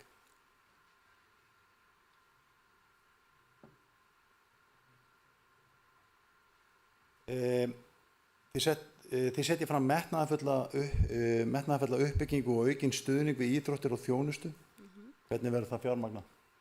Við komum líka inn á það hérna áðan að þetta eru ekki verulegar fjárhæðir sem er að ræða, en eins og ég nefndi að þá held ég að sé gríðarlega mikið sóknarfæri í því að fá hér þá aðila sem er að nýta þjónustuna líka til að taka þátt í að styrkja hana og við sjáum fyrir okkur að það renni beint inn til deilda en ekki til sveitafélagsins. Hver er heildartíminn? Ok, við höfum núan tíma. Væri Samfylkingin fyrsti valkostur ykkar í meirihlutamyndun og hvað skilur helst á milli flokkana? Við göngum algjörlega óbundin til kosninga og ég hef sagt það áður að Framsókn getur unnið með öllum og allir vilja vinna með Framsókn. Og það sem skilur helst á milli okkar er bara að við erum í sikkurum flokkunum og svo erum við af ólíkum kynjum. En það er sérstaklega spurt mun á milli ykkar, þið náttúrulega búin að starfa núna þétt með Samfylkingunni í 8 ár. Okkar tveggja. Nei, bara áherslu atriðum flokkana, hvað er það sem að fólk að velja annan flokkin en ekki hinn? Ef með að kjósa annan flokkin er það að vera að kjósa á báða? Já, ertu þá að tala bara Framsókn og Samfylkingu? Já. Ég held að vera að tala Okkur öll. Nei. Já, ég var búin að segja það. Við erum að ganga bara algjörlega óbundin til kosninga og ég held að það er ekki að vera miða okkur við neinn annan en okkur sjálf. Þannig að það er ekkert sérstakt sem aðgreinir ykkar stefnu frá stefnu Samfylkingarinnar? Ég hef bara ekki lagst yfir stefnu Samfylkingarinnar, svo ég segi það nú bara alveg heiðarlega. Það er bara við erum að einbeita okkur á okkar málum, við erum ekki að deyfa ljós annarra til að láta okkar ljós skína skærar, við erum að einbeita okkur á okkur, hvað við ætlum að gera og að tryggja það að það sé traust til okkar og við ætlum að framkvæma það sem við segjumst alltaf að gera. Takk fyrir þetta, Halldóra Fríða. Þetta var rétt 5 mínútur. Við skulum ekki sundulega síðan, látum bara klukkuna ganga í einni lotu. Hver var næstur? Það er Samfylkingin. Gunni Birna, þið hefur lagt áherslu á að létta undir með barnafjölskyldum. Hvaða einu aðgerð myndur setja í forgang eða setja í gang strax á fyrsta ári? Við myndum vilja gefa börnum og ungmennum í sveitarfélaginu frítt strætó. Það eru lágar fjárhæðir sem við erum að fá út úr því verkefni, þannig að það er vel gerlegt. Við viljum líka rýna sérstaklega kostnað barnafjölskyldna í leikskóla og hámarka þær greiðslu við 50.000 á fjölskyldu óháð barnafjölda. Það er sanngirnismál. Við erum nú þegar með fullan afslátt á 3. barni, þannig að það myndi ganga til við annað barn núna. Þannig að það er gríðarlegt sanngirnismál sem að við myndum vilja fara í strax á næsta kjörtímabili. Okay. Hvernig ætlið að fjármagna aðgerðir til þess að brúa bil milli fæðingarorlofs og leikskóla ef að sá kostnaður lendir á sveitarfélaginu? Sko kostnaður við að brúa bilið og lögfesta þetta mikilvæga stig mun færa með sér tekjur frá ríkinu í einhverju formi, en þetta er 10 milljarðar á ári fyrir Ísland að fjármagna þetta, þannig að þetta líti á sem samvinnuverkefni okkar og ríkisins. Og það er bara mjög mikilvægt fyrir okkur að fylgja þessu eftir ef að við fáum einhverja hlut af tekju tilbaka, því að við erum að fjármagna þetta fullu núna sveitarfélagið í rauninni þjónusta sem er ekki lögbundin en gríðarlega mikilvæg fyrir forsendur sveitarfélagsins. Stefnuskráin ykkar inniheldur mörg almenn markmið sem flestir flokkar gætu verið sammála um. Hvað aðgreinir ykkur skýrt frá Framsókn í raunverulegum aðgerðum? Já, við erum náttúrulega samfylkingin, við erum okkar eigin flokkur, þannig að við, auðvitað er margt líkt með okkur Framsókn og okkur öllum. Ég meina við erum að starfa í sveitarstjórnarmálum, það er miklu nærtækari málefnin þar heldur en til að mynda á ríkisstjórnarstiginu. Þannig að auðvitað eru mörg málanna keimlík út af því að við erum að vinna fyrir nálægð við íbúan. Þar koma íþróttir og tómstundir sterk inn og ég heyri að við erum öll jafn áfjóð í það að efla þann málaflokk til að mynda. En auðvitað er Samfylkingin með frábæra málefnaskrá, ég hvet ykkur bara til að kynna ykkur hana. En þótt að við störfum saman erum við ekki sami flokkur, en við vinnum vel saman og setjum áhersluna á íbúan okkar og þjónustu við það, eins og við öll erum að stefna að. Hvað ætlið að gera öðruvísi á næsta kjörtímabili heldur en því sem er að líða? Geturðu nefnt 1 eða 2 dæmi?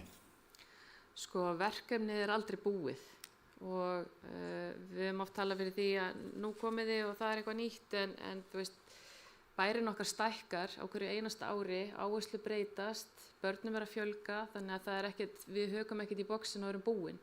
Verkefnin eru óendanleg og við bara höldum áfram að leggja áherslu á það. Það er mjög mikilvægt að við höldum álögum og íbúum í lágmarki. Við styðjum við barnmarga fjölskyldur sem eru mjög margar í sveitarfélaginu okkar og við þróum þetta frábæra sveitarfélag til framtíðar. Sér í lagi með húsnæði sem allir geta verið stoltir af og að hér sé atvinna sem er fjölbreytt. En eitthvað sem er breytt, eitthvað sem þið ætlið að gera öðruvísi, bara milli þessa tímabils og næsta? Við ætlum að einbeita okkur að því að lækka álögur á barnafjölskyldur með því sem ég kom inn á áðan. Við ætlum líka að lækka álögur á íbúa sem fer í formi lóðagjalda. Við erum að fara af stað með risa uppbyggingu íþróttamannvirkja sem við höfum verið að undirbúa núna, þannig að uppbyggingafasin er allt næsta kjörtímabil. Takk fyrir þetta. Það var ljómandi. Hver er þá númer 3 í röðinni? Það er Sjálfstæðisflokkur. Sjálfstæðisflokkur, þið talið gjarnan að auka svigrúm fyrir einstaklinga og fyrirtæki. Hvað þýðir það í raun á sveitarstjórnarstiginu og getur nefnt okkur einhver dæmi? Já, aukið svigrúm er bara að þá hafi fólk og fyrirtæki svigrúm fyrir sitt framtak, einstaklingsframtak, að einstaklingar hafi þá svigrúm til að velja sér þá eign sem þau vilja búa í, hafi meira úrval hvort þau búi í sérbýli eða fjölbýli og það sé á viðráðanlegu verði.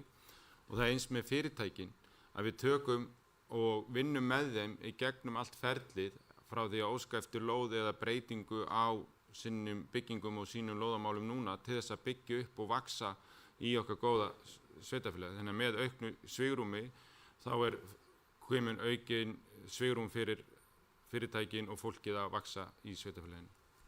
Okay. Hvernig á að fjármagna eitt æfingagjald eins og Grindavíkurleiðin gerir ráð fyrir þegar það eru 30 deildir í Reykjanesbæ sem eru margfalt stærra umfang heldur en í Grindavík þar sem að búa mun færri? Það sem við hefum sagt alveg skýrt að það er grunnmarkmið hjá okkur að öll börn óháefna hafi aðgengi að íþróttum. Það er grunnatriði og þetta myndi þá vera gert með samningum við íþróttafélögin. Vonandi komumst við eitt æfingagjald en við ætlum að byrja á því að gera samningum að lækka æfingagjöldin og svo eins og við höfum fjármagn til þá gerum við það. þó að séu færri iðkendur í Grindavík og færri deildir, en þá líka þetta miklu stærra samfélag, þannig að það miklu meiri tekjur og fleiri iðkendur sem að borga þá, þannig að við trúum því að það komi fleiri iðkendur sem að borga þá grunngjaldið, og ég ekki á lof því að þetta verði sama gjald og í Grindavík, heldur langur okkur að nálgast það. Fyrir mig, mína fjölskyldu jókst æfingakostnaðurinn 700.000 á að flytja til Reykjanesbæjar. Ég við það, en hugsi ykkur fjölskylduna sem með minna milli handana og innflytjum, þau ráða ekki við það, þannig að þetta stórt verkefni. Þið hafið talað fyrir lækkun gjalda og aukinni þjónustu. Hvar mynduð þið skera niður til að það gangi upp? Já, sko, það þarf ekki alltaf að skera niður, það þarf bara að fara vel með fjármunina eins og ég lagði, ég held að getum farið best með fjármunina með að hafa betri áætlanagerð í þær framkvæmdir sem við förum, til þess að geta fylgt þeim líka betur eftir og fjármagnaðar í upphafið. Þannig kom ekki allir þessi auka kostnaðar við að framkvæmdir tefjist og breytist í miðju ferli og annað slíkt. Og svo þetta náttúrulega fyrst og fremst að gera stjórnsýsluna og annað skilvirkara þannig að uppbyggingin, þannig við förum að fá tekjur af fleiri lóðum og meiri uppbygging og meiri útsvari. Ég minna á að ég ritstjóri þessa fundar líka og við fengum spurningar sendar víða að en það var ein spurning sem bara kom aftur og ég veit að þú er búin að þurfa að svara henni áður og á öðrum stöðum og allt það, en hún verður að koma. Hyggst þú sitja á þingi sem flestir telja meir en 100% starf og starfa líka í bæjarráði og bæjarstjórn? Engin hætta á hagsmunaárástum, til dæmis gagnvart öðrum sveitarfélögum? Já, bara takk fyrir þessa spurningu og ekkert að afsaka, sko. Ég ekki að fara neitt, ég og mín fjölskylda flutt í þetta glæsilega samfélag og hér mun ég vera bæjarfulltrúi næstu 4 árin, sama hver niðurstaðan verður. Og það bara þannig með það að vera bæjarfulltrúi í Reykjanesbæ ekki full staða eins og það að vera það í Reykjavík. Þannig að það yrði ábyrgðarlaust af mér sem fjölskyldufaðir að segja upp í minni föstu vinnu samhliða því að vera ekki komið með aðra. Þannig að það þarf bara að koma ljós hvernig það þróast. Þannig að vera í minnihluta í þinginu og hér í bæjarstjórn, þá myndi ég náttúrulega sjálfsögðu ekki fara í margar nefndir hér og sinna þessu fullum krafti og ég hlakka til að nýta þau tækifæri sem eru hér í Reykjanesbæ. Takk fyrir þetta, Vilhjálmur. Hvert við komið sér ekki í dagskránni? Það Viðreisn. Já, það Viðreisn. Arnar Páll. Þið talið mikið fyrir auknu samráði. Hvernig ætlið að fara því í raun? Sko, við hugsum þetta sem eiginlega tvíþætt. Annars vegar samráð við fólk og íbúa í Reykjanesbæ. Við viljum efla opna íbúafundi. Við viljum að fólk hafi rödd og það hefur sýnt sig undanfarið að þegar hefur verið uppbygging í nær samfélagi, einhver breytingum áform varðandi uppbyggingu á einhverju starfsemi og þess háttar, þá hefur fólk risið upp og það gott og við viljum efla það enn frekar. Þá að tala samráð við íbúa, við viljum líka efla samráð innan stjórnsýslunar. Eftir samtöl síðustu vikna þá finnum við að það komin stundum ákveðin glerveggur á milli. Þá á ég við að það kannski búið að lofa einu á eina starfsstöð, svo kannski einstaklingar farin að undirbúa, farin að tæma eða þess háttar, svo allt mér bara nei, þetta kemur í haust, án þess að láta vita. Þannig að samráðið þarna þarf að lagast og þetta við heyra alveg trekk í trekk. Hvert sem við förum, þannig að við þurfum að skoða þetta til framtíðar og auka þá þetta samráð bæði íbúa og innan stjórnsýsluna, þannig að gera stjórnsýsluna skilvirkari til framtíðar. Ok, takk fyrir það. Við vitum að Viðreisn hefur ákveðnar áherslur í landsmálum, en hver helsta sérstaða eða séreinkenni ykkar í sveitarstjórnarmálum? Það valfrelsi. Við leggjum rosa mikið upp úr valfrelsi einstaklinga. Máli mínu til stuðnings þá vill ég bara nefna að við sendum út grein núna í þessari viku varðandi heimgreiðslur. Við viljum frekar gefa einstaklingum val það hvort að það væri hægt að lengja fæðingarorlofið. Við erum í ríkisstjórn, við munum berjast fyrir þessu af því að þarna værum við að tryggja foreldrum lífeyrisréttindi en þau koma ekki með heimgreiðslunum. Þannig að við viljum skoða þetta valfrelsi þannig að þú getur verið í fæðingarorlofi ef þú vilt vera lengur og það þá jafnvel sparar leikskólapláss til framtíðar fyrir aðra einstaklinga. Þannig að valfrelsi númer 1, 2 og 3. Ef þið komist í meirihluta, hvað mega íbúar sjá og finna fyrir í breytingum strax á fyrsta ári og nefna svona 2 dæmi? Ferska vinda, eins og ég nefndi hérna áðan, þá viljum við koma á sérstöku íþrótta- og tómstundasviði til þess að byggja undir þann hóp. Okkur langar að gera gangskör í því að fjölga atvinnutækifærum í Reykjanesbæ og á Suðurnesjum í heild. Þar þurfum við að skoða hvernig við lögum að fyrirtæki til svæðisins. Við gerum það annars vegar með markaðssetningu hjá Reykjanesbæ og hins vegar í nánu samstarfi við SSS og Markaðsstofu Reykjanes. Þau eru að gera frábæra hluti. Við viljum efla það samstarf enn frekar.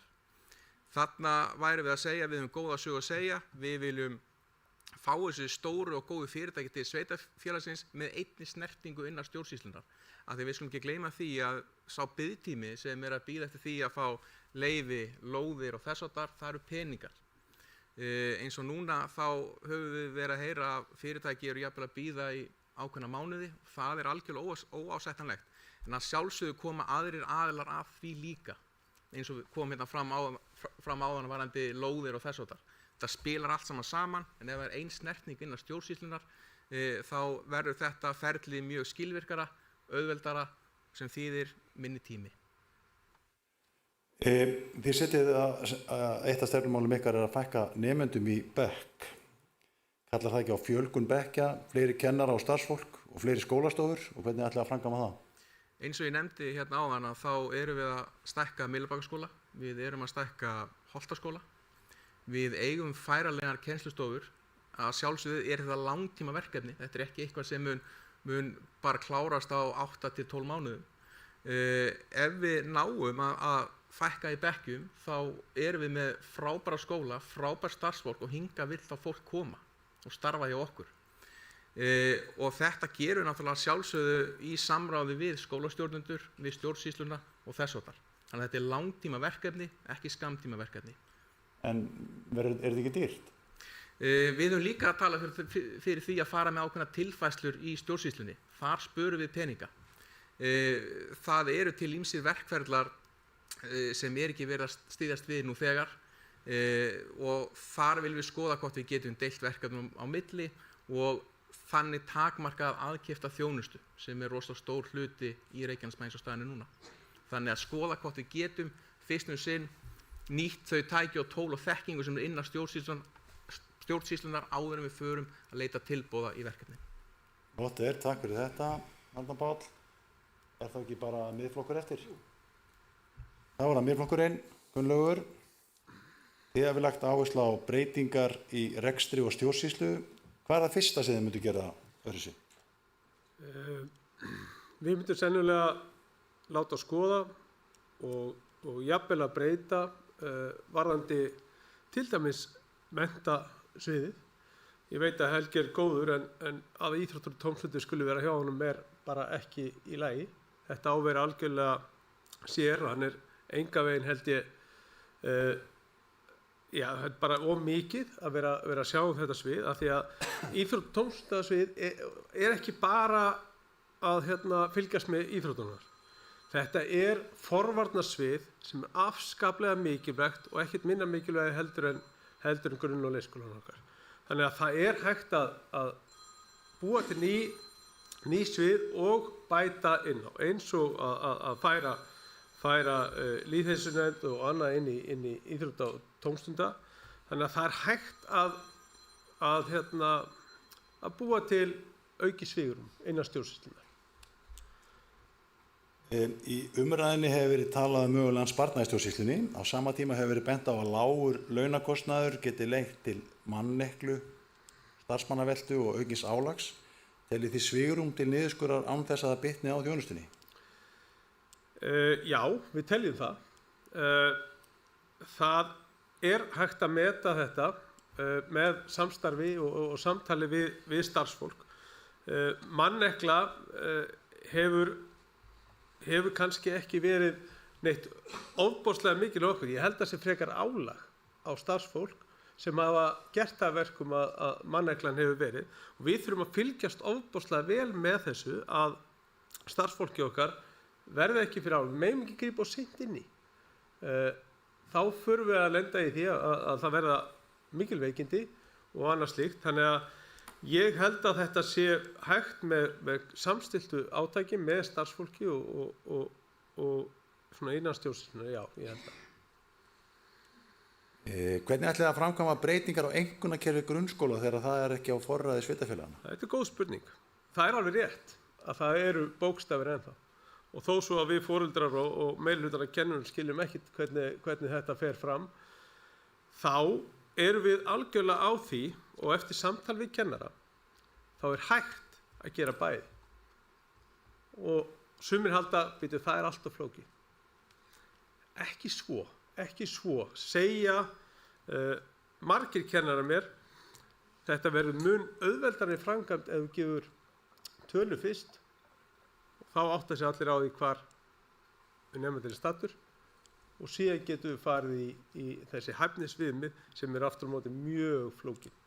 Þekki það sjálfur að vera að leysa af í grunnskóla núna, Guð hjálpa okkur í þessi hæfnisviðmið, sem að, eins og ég segi, eru erfið að skilja. Ok, Gulli, ég veit að við töluðum aðeins þetta áðan, en við verðum að koma í að sinna þetta aftur. Þegar þú talar íþróttamannvirki á heimsmælikvarða. Já. Hvað áttu við? Er þetta ekki bara einhver della? Nei, þetta er bara ekkert alveg della. Ef þú bara tekur Haukana núna, þetta eru íþróttamannvirki á heimsmælikvarða. Við erum ekki þar. Við erum ekki með landslís körfuboltavöll, landslís handboltavöll og nýja innihöll, það sem eitt félag er með. Við erum ekki þar. Við erum bara langt frá því. Og við þurfum að setja okkur raunhæfa stefnu. Þú veist, það er rosalega flott að sjá 5 fótboltavelli og nýja 5-leikahöll. En þurfum við ekki að bara hugsa aðeins lengra? Er Njarðvík í alvöru sátt við að fara þessa leið? Sumir segja, ég hef ekki alveg heyrt það, en af þessum samtölum. Þannig að þetta er raunhæft og við þurfum að finna bestu leiðina til þess að verða í fremstu röð aftur. Er ekki landsmælikvarði þá raunhæfur, en kannski heimsmælikvarði? Ég má maður ekki vera stóristur líka í kosningabaráttu. Er það ekki stundum bara vinsælt? Ljómandi, takk fyrir þetta. Þá er þessi kafli búinn sem við kölluðum heitasvætið, en ég gat nú ekki fundið að það væri neitt nýtt í, við bara rúlluðu þessu upp. Þá er komið að kafla sem að oddvitar spyrja hvern annan. Já, oddvitar spyrja hvern annan. Þetta eru tvær umferðir og í fyrri umferðinni þá drógu oddvitarnir hvern hinna oddvitana þeir spyrja, þannig að allir fá spurningu í fyrri umferð. Ég bið oddvitana að orða spurninguna knappt, það er ekki rými til þess að halda framsögu í formi spurningar, þannig að við erum að hugsa að spurningin geti verið svona það bil 20 sekúndur. Oddvitinn fær þá það bil svona mínútu eins og við höfum verið að vinna með hér til þess að svara, og ef að oddvitinn sem bara spurninguna kýs svo, þá getur hann borið upp gagnspurningu sem má vera þá aðra 20 sekúndur og þá getur oddvitinn svarað í það bil 30 sekúndur. Og við drógum röð. Það er Samfylking sem á að bera upp fyrstu spurningu og ég veit ekki hvern Guðni Birna ætlar að spyrja. Þetta er svo spennandi. Þetta er mjög spennandi, þannig að gjörðu svo vel, Guðni. Heyriði, takk kæri fundarstjóri. Ég fékk miðflokkinn og mig langar að spyrja hann Gunnlaug, bara í takt við það sem hann sagði hér áðan, hvað ætla miðflokkurinn að gera við bókasafni í Ljómavöll? Við? Bókasafni í Ljómavöll. Hvað ætlum við að gera við það? Við hljótum að þurfa að færa ef það verður ekki hérna, það er nokkuð ljóst. Já, þú sagðir það ætti ekki vera hérna. Nei. Hvað ætlar að gera við það? Finna nýja stað fyrir það. Hvaða stað? Já, ef ég vissi það nú bara 1, 2 og 3, en það er ekkert mál að finna nýjan stað fyrir bókasafni ef það er hægt að færa það bara hér úr ráðhúsinu. Þannig að...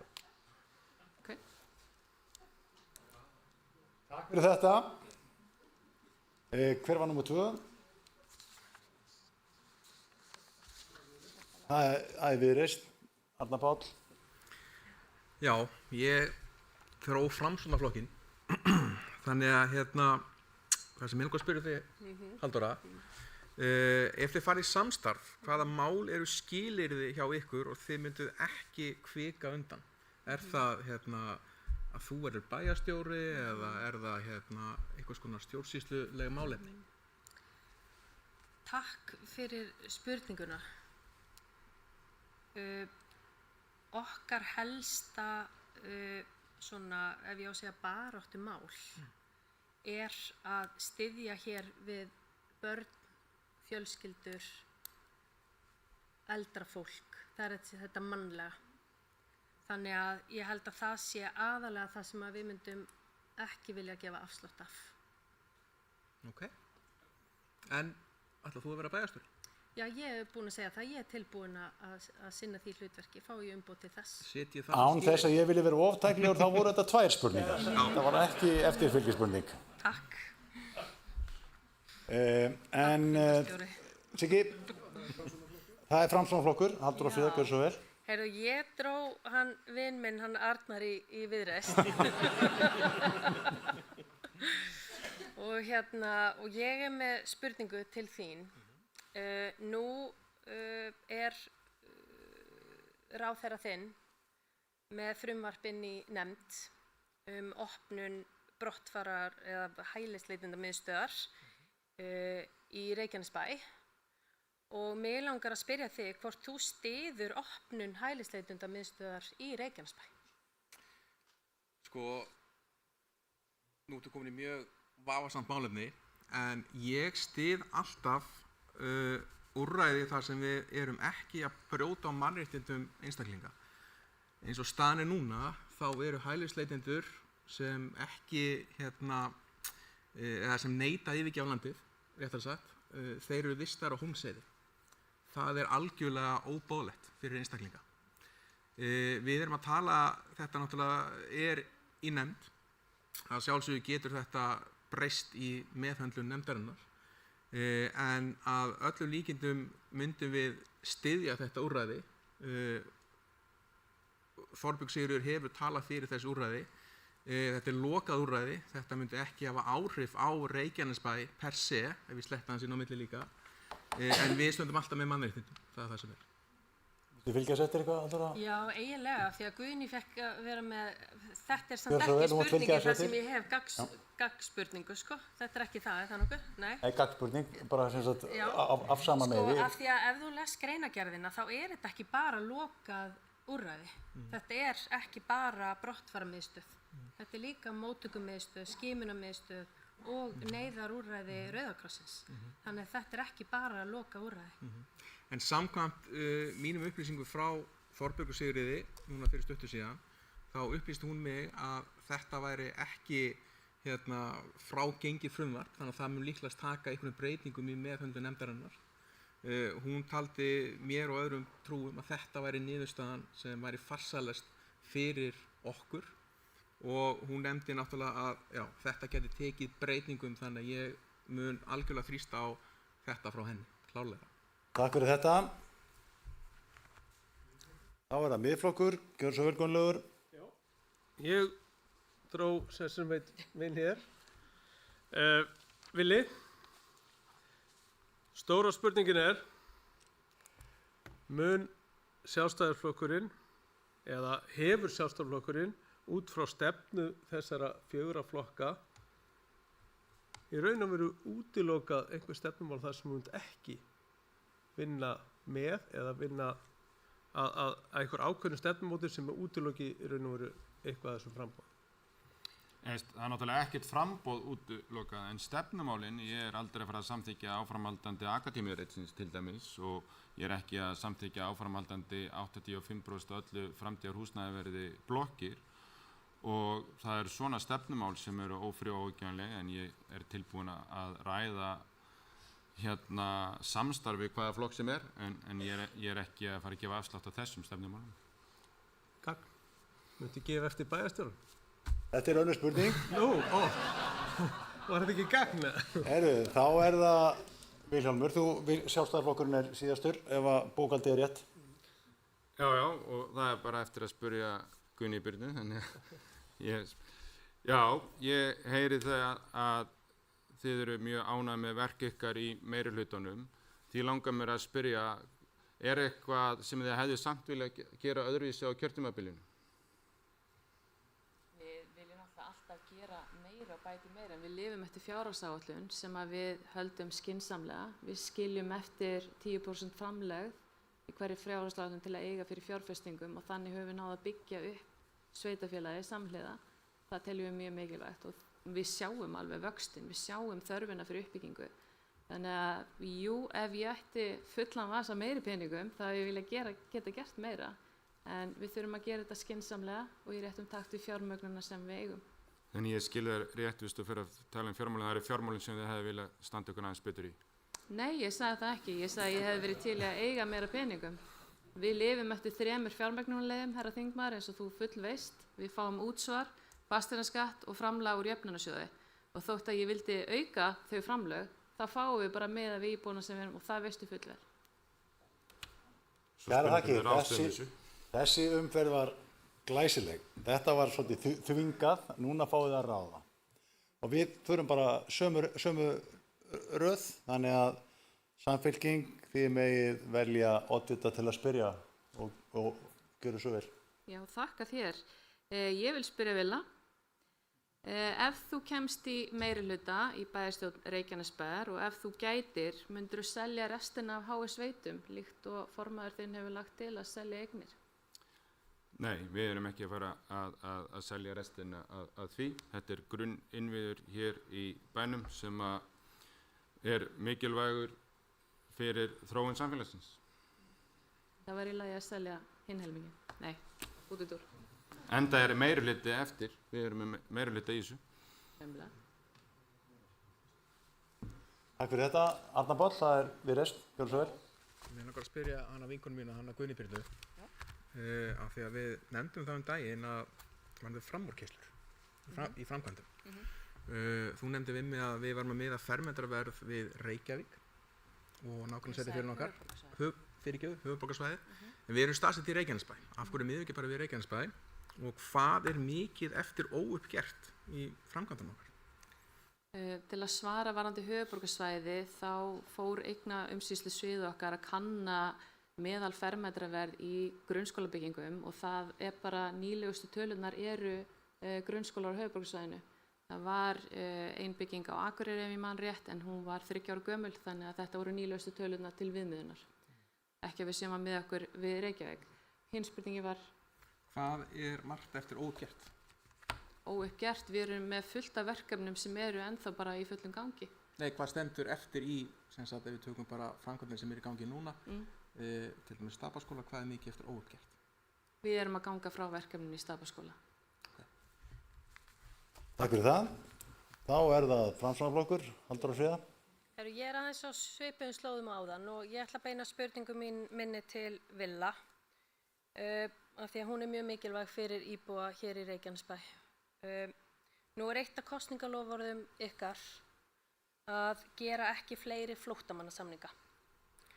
En að sama skapi þá styður þú heilshugar samkvæmt þínu formanni í ræðu á þingi frá því í nóvember sem ég hlustaði bara aftur á í morgun til að vera alveg viss að það verði opnuð hælisleitendamiðstöð í sveitarfélaginu. Því vil ég spyrja þig, Vili, styður Sjálfstæðisflokkurinn í Reykjanesbæ opnun hælisleitendamiðstöðar í Reykjanesbæ? Þannig ertu nú að blanda saman tveimum atriðum og það sem er gríðarlega mikilvægt til að takast á við hælisleitendamálin á landinu öllu er að hér komi þessi flóttamannastöð og við höfum barist fyrir því og að það komi þessi brottfararmiðstöð og móttökumiðstöð líka og þetta er lokað úrræði en það stendur hvergi í frumvarpinu og okkar áætlunum að hún eigi að vera í Reykjanesbæ og það sem ég hef sagt að það er bara aðalatriðið að þessi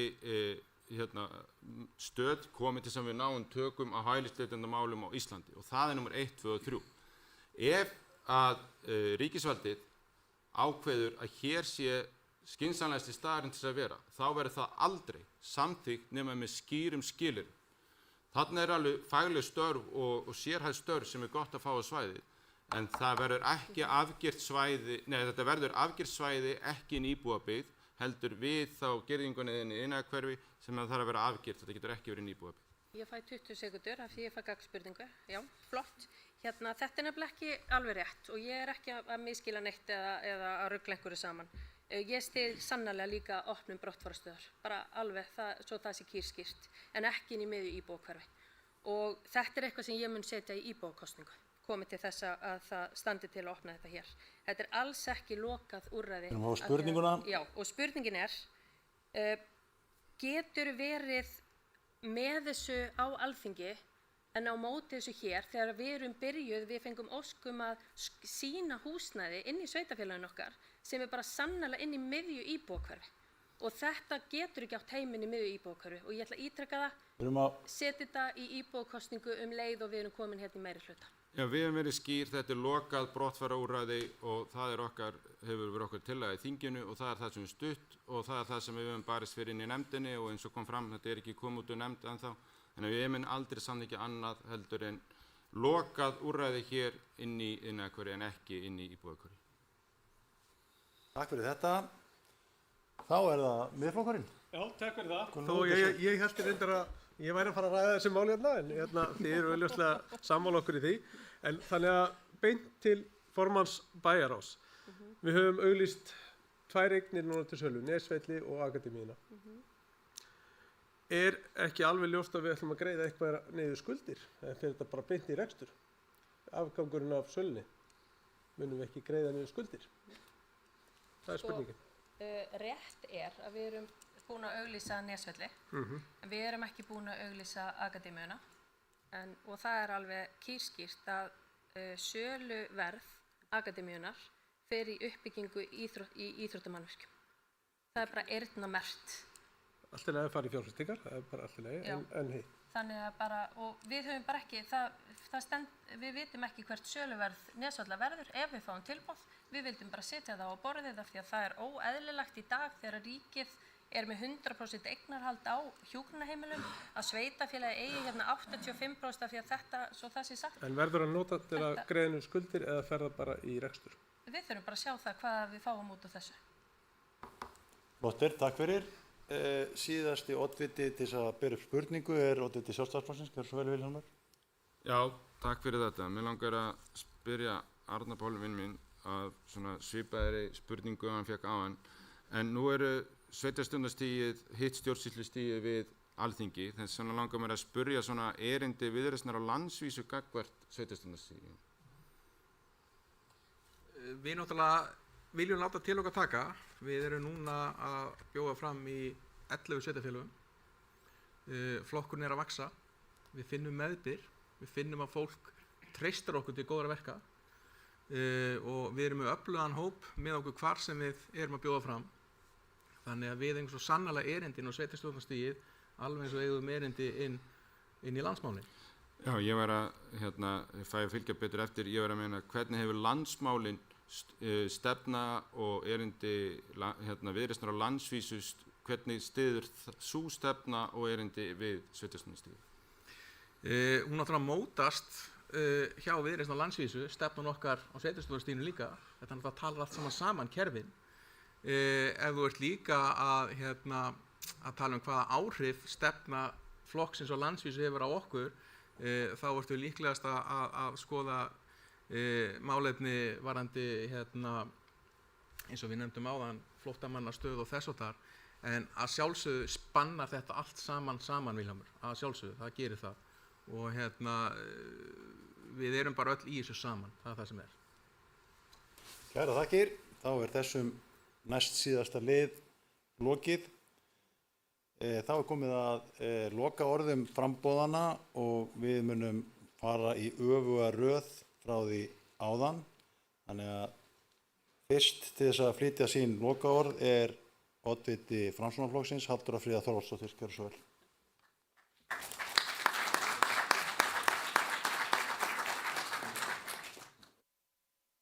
Kæru íbúar, hér eru skynsama lausnir sem byggja á reynslu og þekkingu okkar í Framsókn sem munu bæta lífsgæði íbúa til muna og tryggja okkur það sem er mikilvægast, samfélag sem bara virkar. Við setjum börn, ungmenni og fjölskyldur í fyrsta sæti með lægri kostnaði þar sem leikskólagjald verður greitt til dagforeldra, gjaldfrjáls frístund verður í fyrsta bekk, sterkari stuðning í mennta- og velferðarkerfi og hækkun frístundastyrks upp í 75.000 krónur og að þeir nái til barna frá 2 ára aldri. Fyrir foreldra getur þetta þýtt 20.000 lækkun á mánaðarlegum greiðslum og létti það því verulega undir með fjölskyldum. Reykjanesbær á að vera besti staðurinn á Íslandi til að ala upp börn. Við eflum þjónustu við eldra fólk og aukum virkni og lífsgæði með því að opna tómstundamiðstöð eldra fólks. Við einföldum og samhæfum þjónustu fyrir alla íbúa með nýju fjölskyldusviði og förum í skipulagsbreytingar á umhverfis- og framkvæmdasviði, þannig verður þjónustan betri og skilvirkari. Við setjum upp hvata svo atorkusamt fólk getur raunverulega byggt sér heimili á þeim 40 einbýlishúsalóðum sem standa auðar í sveitarfélaginu. Við hröðum uppbyggingu eins og kostur hvort sem litið til stofnana sveitarfélagsins eða íþrótta- og tómstundastarfs, bætum ímynd Reykjanesbæjar, styrkjum viðburði og menningarstarf, eflum atvinnulíf, sköpum fleiri tækifæri og gerum Reykjanesbæ enn meira aðlaðandi fyrir fjárfestingu til framtíðar. Við stofnum lóðasjóð til að við getum með skynsumum hætti keypt land innan sveitarfélagsins til okkar og jöfnum leikinn í lóðalegu. En kæru vinir, þetta gerum við ekki ein. Við þurfum ykkar stuðning. Ég er þakklátt fyrir það traust sem mér hefur verið sýnt og fyrir þá hvatningu sem ég hef fundið frá ykkur síðustu daga og vikur. Ég gef þér loforð að ég mun halda áfram að vinna af heilindum fyrir þig og ég óska eftir að þú setjir X við B þann 16. maí fyrir þig og fyrir framtíð Reykjanesbæjar.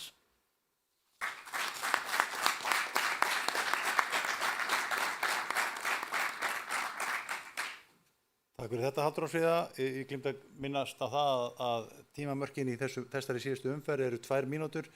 Halldór Fríða talaði 2 mínútur og 9 sekúndum betur. Þá er það fyrir oddviti Samfylkingarinnar, Guðný Birna Guðmundsdóttir. Gjörðu svo vel.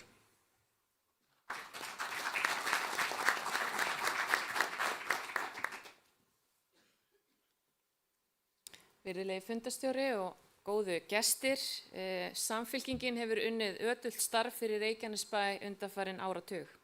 Okkur gengur vel, uppbyggingin hefur verið ótrúlega undanfarin ár, það sjáum við öll. Við viljum bæta daglega lífið með Samfylkingunni fyrir fyrirtækin með því að stytta og einfalda boðleiðir fyrir íbúa og fyrirtæki með einni viðkomu og sýna skýran áhuga þegar fyrirtæki leitast við að koma í sveitarfélagi til okkar. Fyrir barnafjölskyldur viljum við bjóða frítt í strætó fyrir börnin okkar og að hámark leikskólagjalda verði 50.000 krónur á mánuði fyrir hvert heimili óháð barnafjölda. Fyrir heldri borgaran okkar viljum við hlúa fólkinu sem byggði samfélagið okkar upp með því að efla félagslega ráðgjöf til aldraða og draga og bæta stuðning í daglegu lífi. Við viljum einnig fjölga tómstundaúrræðum og viðburðum fyrir fólk 67 ára og eldri. Virðulegi fundarstjóri og kæru gestir, höldum áfram okkar góðu og öflugu velferð fyrir hönd Reykjanesbæjar. Bærinn okkar er frábær og hér býr ótrúlega duglegt og öflugt fólk. Við höfum allt til brunns að bera til að verða besti kostu fyrir fólk að búa á. Hlustum á íbúana og gerum þetta saman, kjósum Samfylkinguna áfram fyrir fólkið í bænum.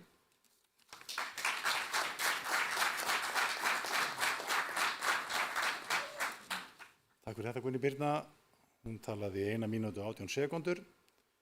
Þá er það oddviti Miðflokksins, Gunnlaugur Kárason.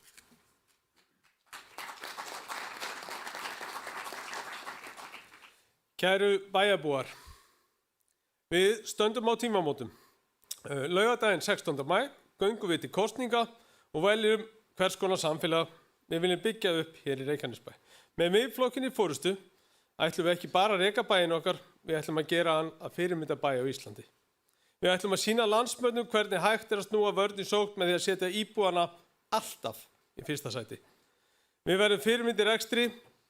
Við ætlum að sýna að hægt sé að reka sveitarfélag á sömu fagmennsku og best reknu fyrirtæki landsins. Það sem útsvar og fasteignaskattar eru lækkaðir í takt við árangur, en ekki hækkaðir til að fóra bákni. Við verðum fyrirmynd í menntun. Við munum sýna hvernig góð móttökukennsla og áhersla á íslensku sem grunngildi lyftir öllum börnum upp.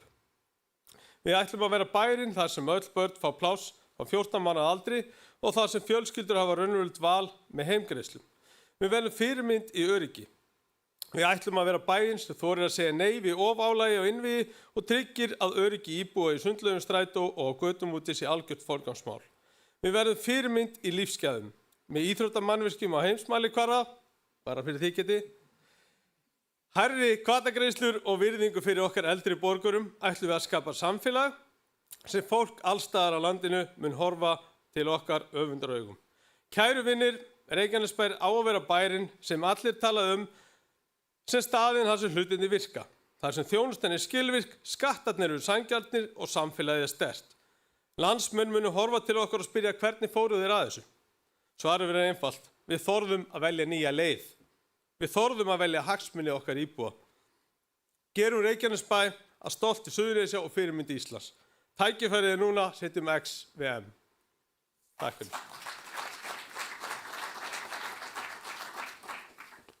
Takk fyrir þetta, Gunnlaugur. Hann talaði í 1 mínútu og 53 sekúndur. Þá er næstur oddviti Sjálfstæðisflokksins, Vilhjálmur Árnason. Gjörðu svo vel.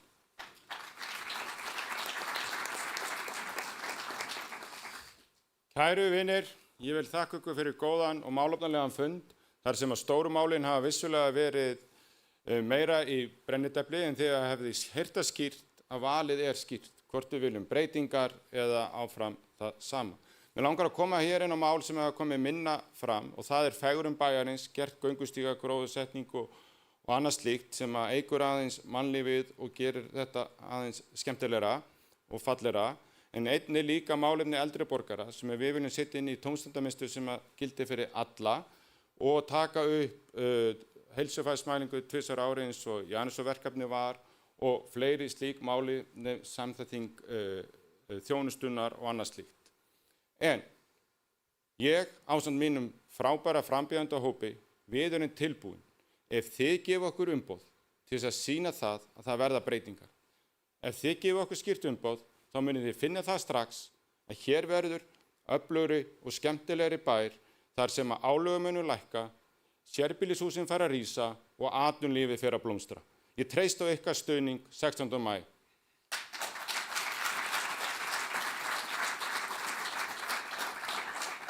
Takk fyrir þetta, Vilhjálmur. Hann talaði í 1 mínútu og 10 sekúndur. Síðust á mun tala 4. maður á lista Viðreisnar, Aðalheiður Júlírós Óskarsdóttir.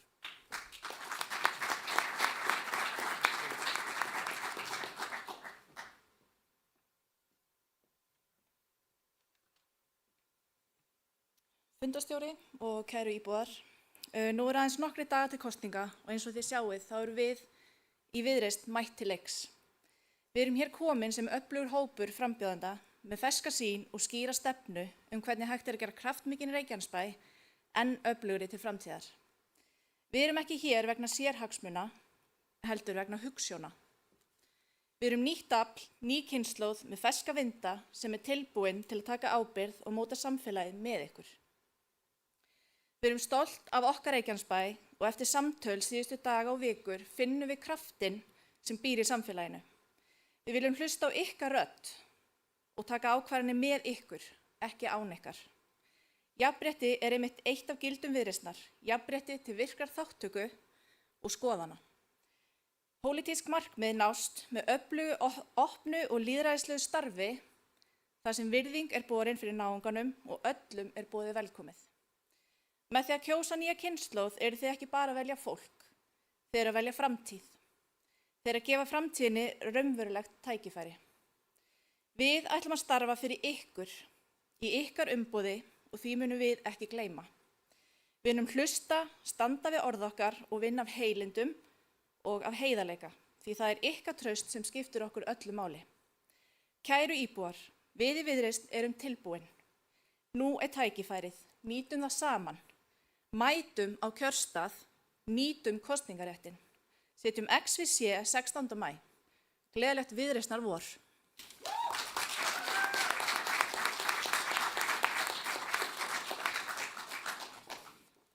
Takk fyrir þetta, Aðalheiður.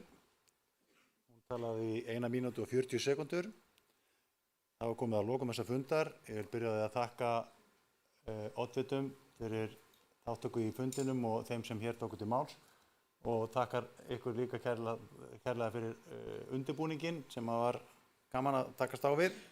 Ég þakka líka fagsafélögum fyrir aðstoð við undirbúningu fundarins.